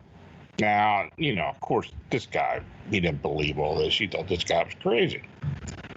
So anyway, he said the one thing he was saying that, the big part of U.S. servicemen, women being in Afghanistan was for the hearts and minds thing. They were trying to make life better for them and such. And they did a lot of humanitarian stuff. So occasionally they would get the opportunity to, to talk to some of the people. You'd either be a farmer or a housewife or something. They talk. Lon, I think a lot of people miss that side of when armies go to places. There's a lot of things that we focus on, but then there's, like Lon saying, you've got people sitting there and listen. When we were doing our training, winning hearts and minds was just as important as winning any physical battle. Sure. In fact, they would emphasize it was more important than winning any physical battle, because if you could turn the hearts and minds, perhaps you don't even need to have that physical battle that you were thinking about. So this is really interesting. So you're talking about servicemen. We're talking to people that lives in different part of the world. We're dealing with a jinn here, basically. Same name for what we call paranormal ghosts. I don't know what this thing was, but they called it a BAMF. And now he had an interpreter there with him, and basically a BAMF is what is described as a running wolf. in Afghani. And anyway, he kept telling him that this running wolf would show up and kill livestock. And he's seen it, but he had trouble describing it, basically that it was, very tall, and that it was a wolf-like creature, dog-like creature that ran on two legs. So, they got to talking about it, and, the interpreter said, well, the guy said, this farmer said he'd take it to where he thinks this thing inhabits. So they did. They trekked up to this, to the mountains, and there was a cave, and he went into this cave, and he saw several desecrated goat carcasses, as well as deep, heavy scratches on the rock walls. Now, I didn't see this thing, but he said, first thing I'm thinking is some type of bear or something. But he said, that they hadn't seen any bears around there in that area for years. The only predator that they knew of were foxes of some type. So, and I doubt a fox can stand up and kill a goat. Then again, I don't know. But anyway, In Afghanistan, who knows, right? Who knows? Graveyard Yeah, of right. empires. Maybe the foxes are weaponized. Who knows? well, and he just thought that was so strange. He said he remembered all that. He said for the 3 remaining months that he was in the area, they would hear what they described as a woman wailing coming out of the mountains. And they knew it wasn't a woman because there was no woman living up there. This was in a desolate area. So he didn't know what it was. Now, I've heard a lot of stories out of Afghanistan. I've heard of large cryptids that would literally pick up a Humvee and throw this thing. Crazy stuff like that. They'd unload an M50 on one of these things and just stand there and look at them. Well, I mean, I've what got the hell L.A. is that? Marzulli coming on this week. Maybe that is a djinn. I don't know. I've got L.A. Marzulli this week, and he's the guy that made the giant of Kandahar famous, So Yeah. we're talking about, and again, let's not lose sight of the fact we're talking about what? Afghanistan, Lon. What is Afghanistan? It's a country that is made up of massive mountains, stone, that whole kind of quartz quality going on. The Native Americans, they talk about mountains being stargates. I mean, Yeah. do we really know what we're dealing with when we're dealing with these large mountainous areas, Well, it's just like the humanoid phenomenon I was talking about. There have been anomalous humanoid sightings in Afghanistan as well. There's a creature that they call a ghoul, but it's spelled Ghool instead of Oul. And it's very similar to what these crawlers or white walkers that people see here in the United States for the most part. And a lot of times, and like you said, people in the Middle East will say, well, it's a jinn or some type of evil spirit, some type of trickster spirit. But people talk about these things all the time, and a lot of times soldiers have seen these things. So take it for what it's worth. There's something going on there. And I mean, Derek, I know you've been chomping at the bit here, but for me, I get it because I've been in the military. Sure, guys are prone to having a laugh, having a joke, but at the same time, on the flip side of that, if what these guys are telling you is genuine, you're talking about some of the best trained observers in the world. And if they're telling you there's something out of the ordinary going on there, I don't know, maybe it's probably worth paying attention, Yeah, I agree. And something else to think about. Today I watched Chris Pratt's new movie, latest movie. Tomorrow War. The Tomorrow War. Isn't it Yeah, I fantastic? saw that too. You seen that? Okay. Isn't it? It's really good. So look, did you see how linked up we all are? Like, so you guys already know where I'm going at with this. I mean, You know how refreshing this is for alternative media? Most alternative media hosts sit and tell you that they've thrown their television out into the back garden and they don't watch anything for entertainment anymore. You see, this is real people, real radio.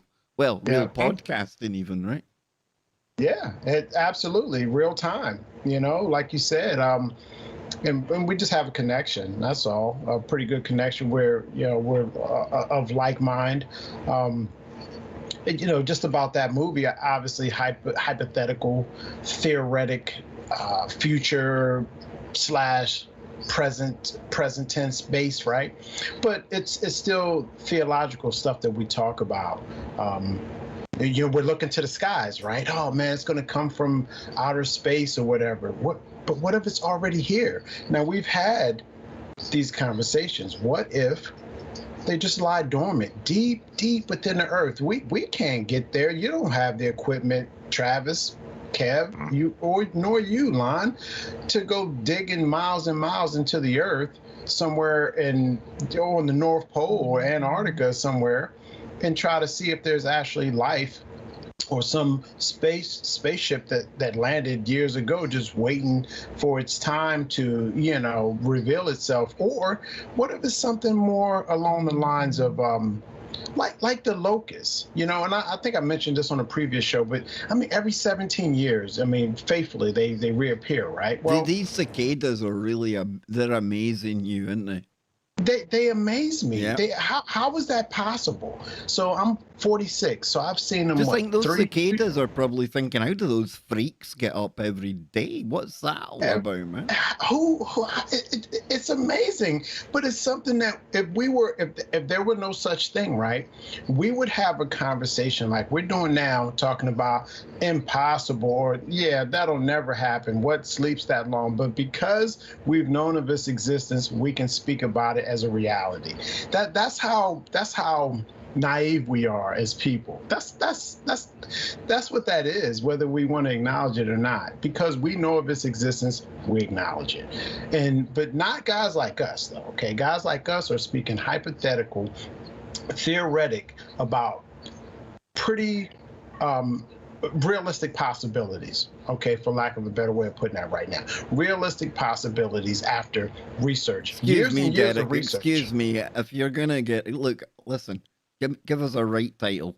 We are theoretical pseudo-scientists.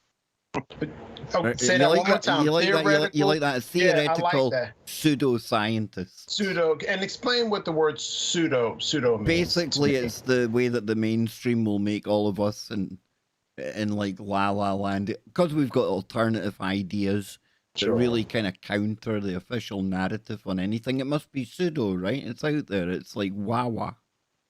Well, I appreciate that, and you see how I love it, and I'd love to dub that too, because, and I'll say it because I'm a realist. If it's something I don't understand, I ask.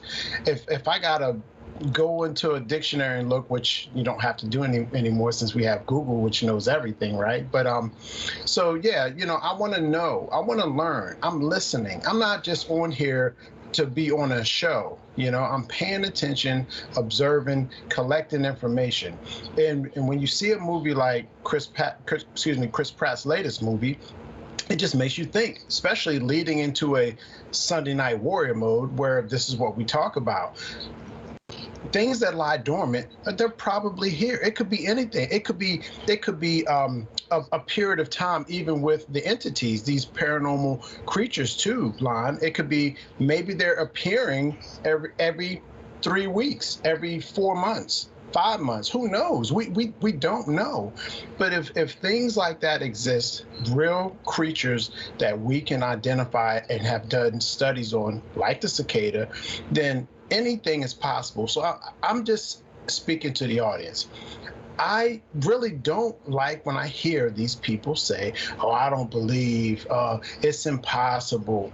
Well, any and everything is possible in my mind, okay? The pure existence of humanity is a miracle. To wake up every day and breathe air is a miracle. So, I just want people to open up, listen, accept, and do your own analysis and research it before you start coming to conclusions, I've been doing this for a long time, and I can confidently say I learn something every day. Mm-hmm. you know, I mean, there's stuff that occurs that, you know, I just shake my head at, and you know, some of it sounds fantastical and, you know, made up and all, but, you know, I've learned to not discount anything. You know, you kind of got to take it for what it's worth, and then investigate it and go from there. And you know, I think the better investigators do that, and that they're able to make better discoveries, more interesting discoveries by, you know, taking people's word for it, then following up and going with their, you know, like I've said before, when they tell you what they believe they've seen, you're part of the story. So you need to follow up on it.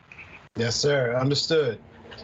Lon, tell people when they can hear your show and where they can find out more about your work. You're working on a new book as well right now, right? So tell people where they can get your past books, where they can find everything to do with Lon Strickler.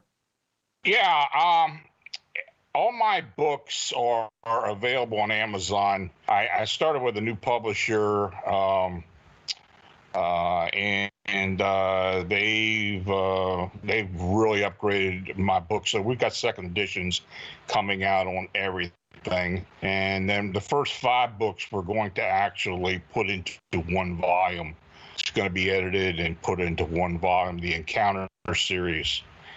And I am working on another book. It's going to be about the anomalous humanoids, you know, crawlers, walkers, and everything in between. And you know, that's going to be a difficult project, but I'm trying. You know, as I go through that, I'm learning more and more as I go through this phenomena. Hopefully, I can come with some decent answers to satisfy people. Well, anyway. My radio show is Arcane Radio. You can find it Friday nights at 9:00 p.m. on Beyond Explanation YouTube channel. And my website blog is phantomsandmonsters.com.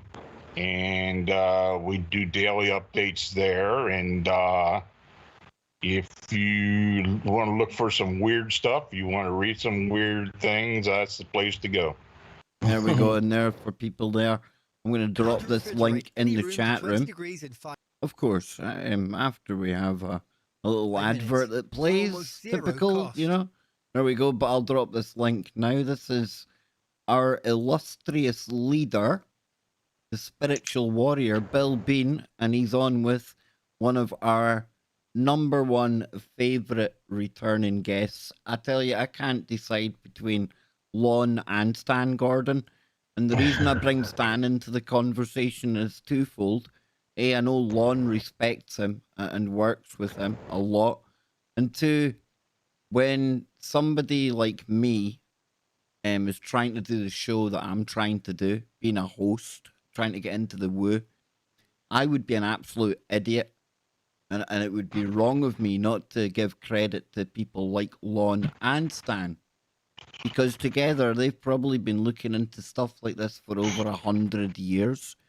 Doesn't mean you have to agree with everything that Lon says, but you'd be an absolute fool not to take on board what somebody like Lon has to say, and then try and fit that into your belief systems. In fact, use it to challenge some of the things you think as well, because I truly, truly appreciate it, Lon.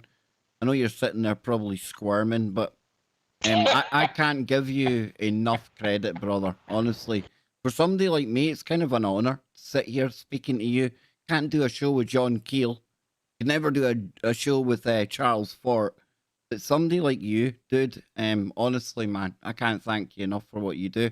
And the fact you come here month after month, we get kind of complacent. We're probably used to hearing you now, but it's never lost on me when we've got a Lon Strickler coming onto the show. So thank you, sir. Yeah, thanks, Lon. I just wanted to. I'm sorry. I want to piggyback off of Kevin, and you can go on. Everything you said tonight, I've probably taken 5 to 6 things that I'm gonna add and include into my life after the show moving forward. That's how serious what Kevin is talking about is. It's stuff that's going to help me build and be better at what I do and claim to do it, and how I claim to represent myself. So that's how prevalent what he just said is, and I appreciate you. We appreciate you for that. Well, you guys keep asking me to come on, I'll come on. That's fine with me. I do a lot of these type of shows and such, plus my own, and I'm pretty well committed to the whole thing as far as the supernatural, paranormal, and everything else in between. So, this is what I do. As long as people want to hear me out, I'll make myself available. Nah, dude, I can't thank you enough. Travis, I'm sure you want to add to that before we let Lon go. I do. I want to just really kind of echo what Kev and Derek have already said. We do appreciate your wealth of knowledge and sharing it with us, as do our viewers, and we are always honored when you come on the show, sir. And we definitely will be having you back because people love hearing what you have to say. Well, I appreciate that, and you guys have a great week, and I'll see you soon. Lon, Sounds good. Absolutely fantastic. Remember, check You him too. out over on YouTube, Beyond Explanation, Arcane Radio, and phantomsandmonsters.com. And yes, I'd be struggling for content without that website. There you go. So, Lon, thank you very, very much, sir. Okay, you all take care. Catch you later, brother. Catch you later. Now, listen, guys, I don't say that lightly. You know that. I don't think sometimes we maybe appreciate just what a Lon Strickler brings to the table because we're so used to talking to him, He's just Lon, right? Right. But Lon's like I say, he's been doing this probably longer than I've been alive. And it doesn't mean we have to agree with everything Lon says, but again, that demonstrates what we do here at Warrior Mode, right? We're not all about agreeing just for the sake of agreeing. In fact, we're quite opinionated. It's easy for you to say. Yeah. Exactly. I can't even think of the opinionated. Yeah, exactly. That's the one. Yeah, you got it. Yeah. Don't worry. I struggle with words sometimes myself, bro. It's all good. Yeah, but I mean, like, you get what I'm saying, though, Derek, right? I mean, it's quite easy to take a Lon for granted. Yeah. But well, that's why I want it's to not like piggyback that off at all. what you said. Yeah. No. Yep. You're right. We take it for granted, but I mean, all jokes aside, man, he really helped me out tonight, moving forward, with a couple things that I was, hypothesizing, but he confirmed it, and it's just going to help. And I appreciate him for that. And like you said, we take that lightly since we have him so often on the show. And you acknowledged it. And it's weird your timing with that, because I felt as soon as you started talking about it, I felt the exact same way. And that's why I just wanted to piggyback off what you said. Nah, just sometimes, I think I have to pinch myself, to be honest with you. We had Dave Schrader on here. We get Lon on, just like it's just like a drop of the hat thing, no biggie. We get Stan Gordon on. We've had so many great guests on here, and I don't think we've had a chance to really sit back and take stock. And that's not an ego thing. It's like all of us together, audience, us. I think we've got something kind of, I don't know, maybe we just need to give credit where it's due, and somebody like Lon probably doesn't get half the credit that he's due. No, absolutely. Yeah. So will we call up our boss? Is the boss available? Well, I think he might be. So I'll go on here so I don't give away any phone numbers or anything. However, let me just try this then. Okay. Here we go. We'll try it, folks.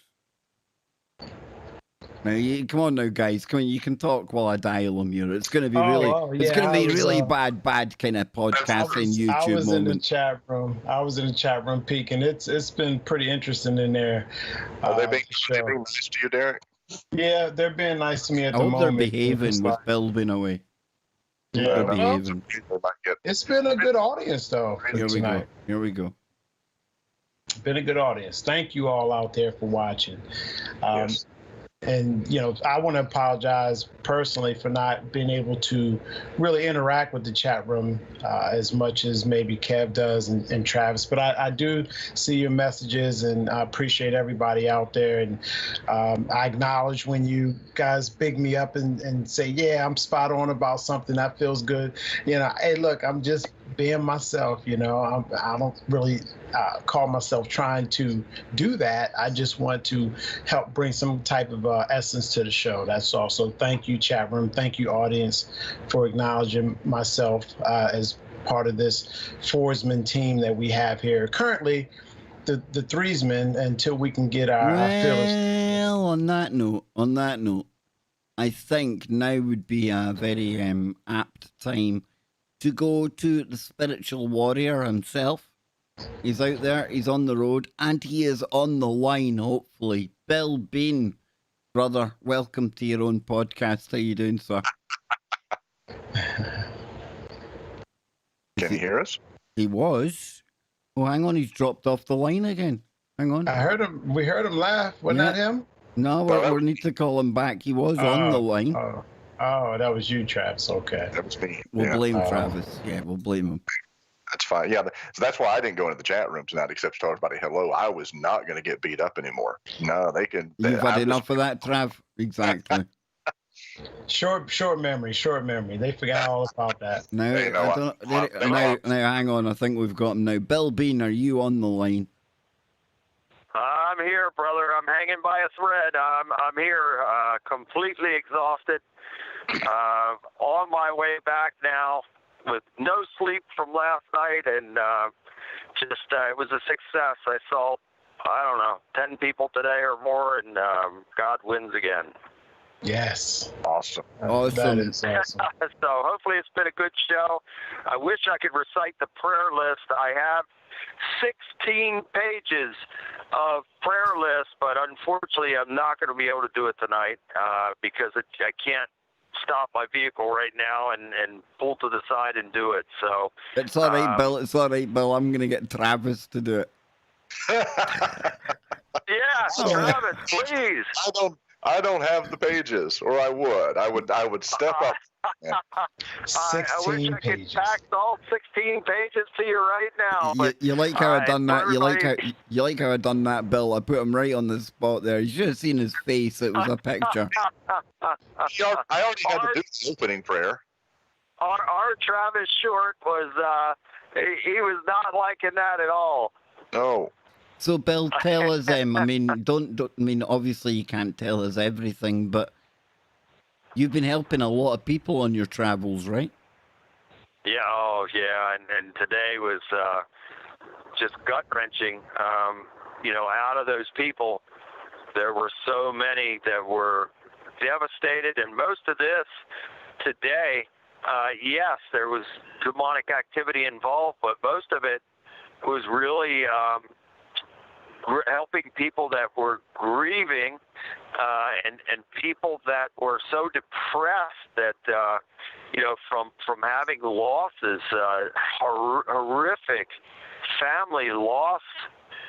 It was just one family after another that was coming in, and gut wrenching. And we had some people also that have some major health issues that wanted prayer. So I performed deliverances over all those people and had lengthy counseling sessions with them as well. And I absolutely believe that God worked through me to help all of them. And I just pray that they can move forward now.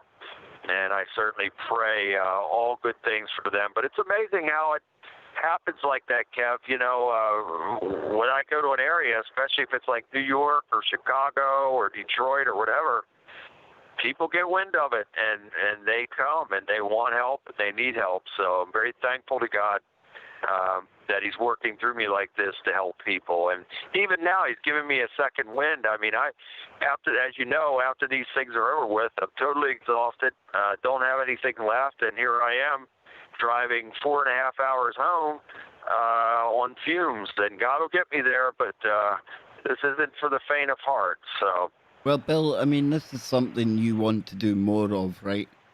because you really appreciate, you've had it pressed upon you that right now people are needing help, even more so than ever, right? I don't know how much you want to say about what's going to be coming up, but I know that this isn't like a one-off. You're going to be helping multiple people very soon, right?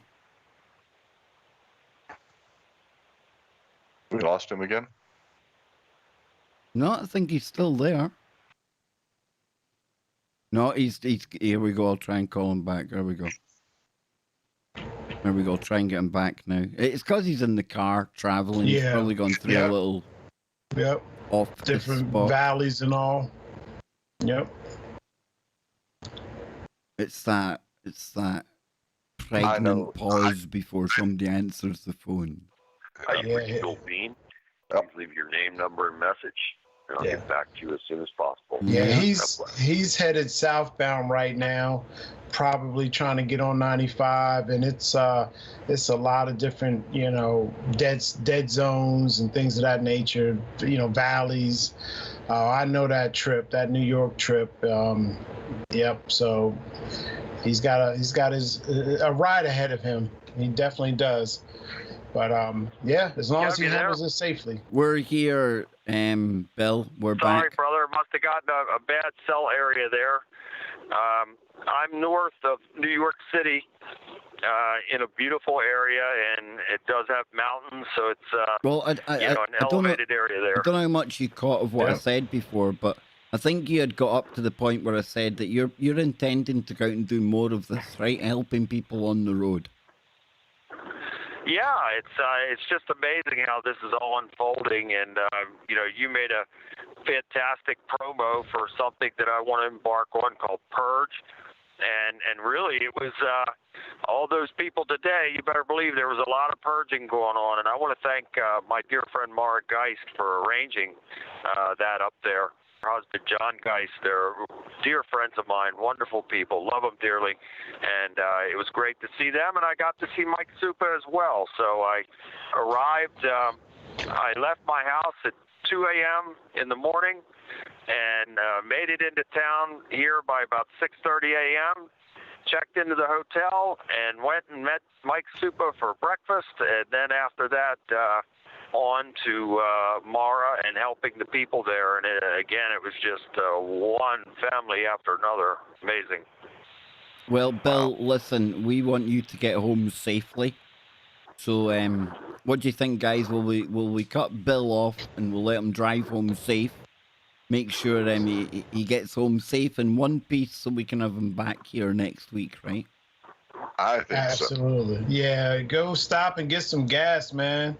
Maybe take a little nap, 15-minute nap. Oh, Derek, I can't do that. Yeah, I gotta keep rolling, brother. I gassed up before I left town there, and I'm on a full tank, and my energy tank is gonna come back. God will give me a second wind, but I can't let down for a second. I got to keep moving, and it's all right. God will get me there. I praise him for working through me to have helped all those people. I hope you guys had a great show with Lon. I'm sure it was. Yes. Always. Yes. Keep your eyes on the road, brother. Yeah, they're peeled. They're absolutely laser focused on the road, and just looking forward to getting home and relaxing a little bit, and then it will continue on from there. And it looks like I'll be coming back to the New York area in September. Maybe we'll talk about it. You come there with me to document that if it's possible. So we'll get into that, and it was a great trip, and it's always great when God works through me to help people, and that's the most important thing. So I have a little energy boost in just knowing that those people were okay, and they're going to be okay. Yeah, sorry I missed your call there too, and I'm pretty sure that it was pertaining to what you're talking about now, and we can definitely discuss that a little further after you've had some rest, my brother, and we can pick back up. I appreciate it, brother. Yep, we'll get it all worked out, and Kev, I want to thank you for that fantastic promo banner, and I'm really excited about this and I'm going to write a little companion book to go with the presentation, so people have like a handbook that they can have and refer back to, which will have, you know, those very powerful prayers in there and categories, you know, with the different ways that people can be affected and how people, by the power of God, can combat that. Absolutely, brother. And I'm showing the promo on the screen just now, but it's far from finished, folks. And Bill will be back with us live next week, right here on the Warrior Mode. Bill, you drive safe, brother, and I'm gonna let Travis take us out of today's Warrior Mode. Okay? All right, my brother. Love and God bless you all, and love and God bless everybody out there. And just because I'm not reciting the prayer list tonight doesn't mean that I'm not praying for everybody on the list. So we will recite the whole list next week, but I'll continue to pray for everybody. Absolutely, brother. You stay safe, and I'll talk to you soon, Bill. Okay? All right, love you, All right, brother. brother. Love you. Love all of you, and God bless you. Bye-bye. See you. You see, guys, doesn't even take time off when he's on the road there, you know? He does He's not. just the warrior mode. And people don't appreciate this. Because I'm slightly different off air than I am on air. Everyone is, apart from Bill Bean. Bill Bean is Bill Bean. Is Bill Bean is Bill Bean. From the first time I had him on the show, Travis, he has never wavered. He's never faltered. He's always been the genuine Bill Bean that people hear on multiple radio shows all around the world. It can be 3 in the morning, 4 in the morning, 5 in the morning. He's Bill Bean. He's still talking to us the way he talks to all of you at home. He doesn't need me to big him up, folks. But maybe sometimes, like I done with Lon, maybe we get a bit complacent. Because in my experience, can't speak for the other guys here, but if I had to pick one person I've met in this world that truly is connected to some kind of higher force, not that Bill takes credit for that. Remember I said he's connected to a higher force. It's Bill Bean. He walks the walk, he talks the talk, he does the prayer, and he is as genuine, probably one of the most genuine human beings I've ever met. He's true to himself, to all of us, to all of you, 24/7. How his family put up with him is beyond me, because he takes everyone else's problems on. He makes them his own, and he carries them, and he deals with them. And he remains Bill Bean. Yes, he does. Amazing. It really is. Yep. It's just amazing. It's I mean, true, you though, said right? it I mean, I'm perfect. not like over egging it. You guys see it. No, You know him better than I do. Absolutely. There have been. Yeah, see, Bill and I have now been working together 11 years. We started in 2010. I think there have been 2 instances where he has gotten himself so drained from helping people that he wasn't at that high level of frequency and vibration that we're used to seeing Bill at, but it was still there. It just wasn't as strong. The man carries the weight of 16 pages of prayer requests on his shoulders and then some. Yeah. So, do you want to take us out then, Trav?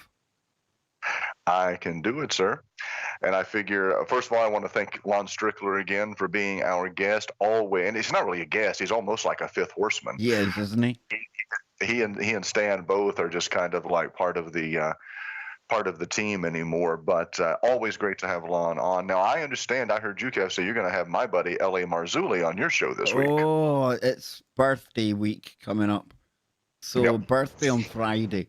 So Wednesday night. He's my guilty pleasure. I love L.A. Marzulli, dude. He's awesome, man.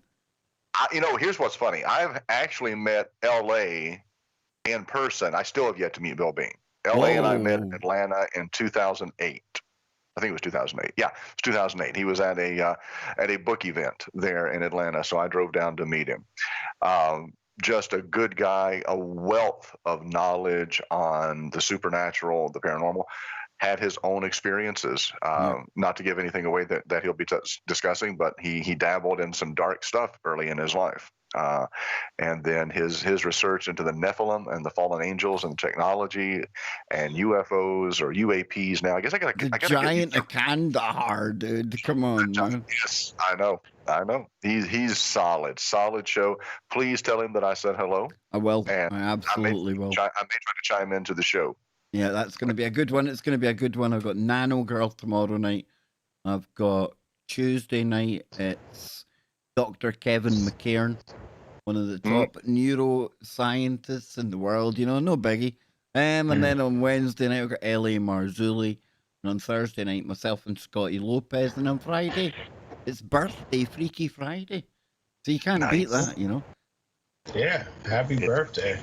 Yeah, Over to you, Travis. Take us out, bro.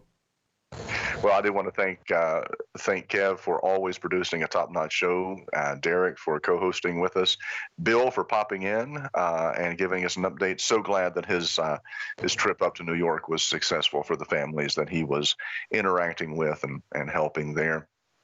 I am by no means Bill Bean, so I'm not even going to attempt what Bill does at the end of our show. But I will say this: we are going to close with the Lord's Prayer. And then Kev can take us out with the closing graphics. But I want to tell everyone, have a wonderful week. Stay safe. Love one another. Treat each other with kindness and respect. And always walk in those three things. And I'm going to say one, and I'm going to do one. Kev, you do the next one, and Derek, you do the third one. Faith. Strength. Courage. That is what we do here on Warrior Mode. Our Father who art in heaven, hallowed be thy name. Thy kingdom come, thy will be done, on earth as it is in heaven. Give us this day our daily bread, and forgive us our trespasses as we forgive those who trespass against us. And lead us not into temptation, but deliver us from evil. For thine is the kingdom and the power and the glory forever and ever. Amen. Amen. What another great week, Derek, man. Real quick before we get out here, I hardly ever do this, but I would like everybody to check out Travis Short. Yes, our Travis Short sitting right there tomorrow night for our Paramedia Activity Show, which actually airs on Facebook and YouTube.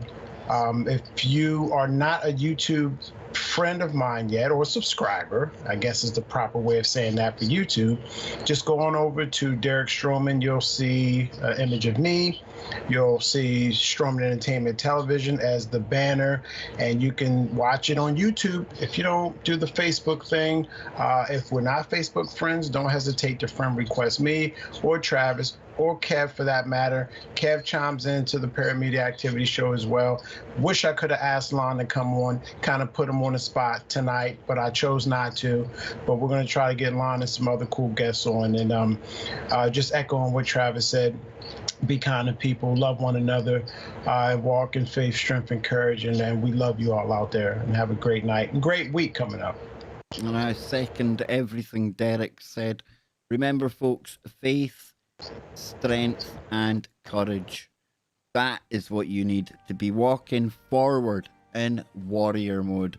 Until next week, good night and God bless. And Bill will be back with us all next week, so be sure to be here at the same time, same place. We are out of here.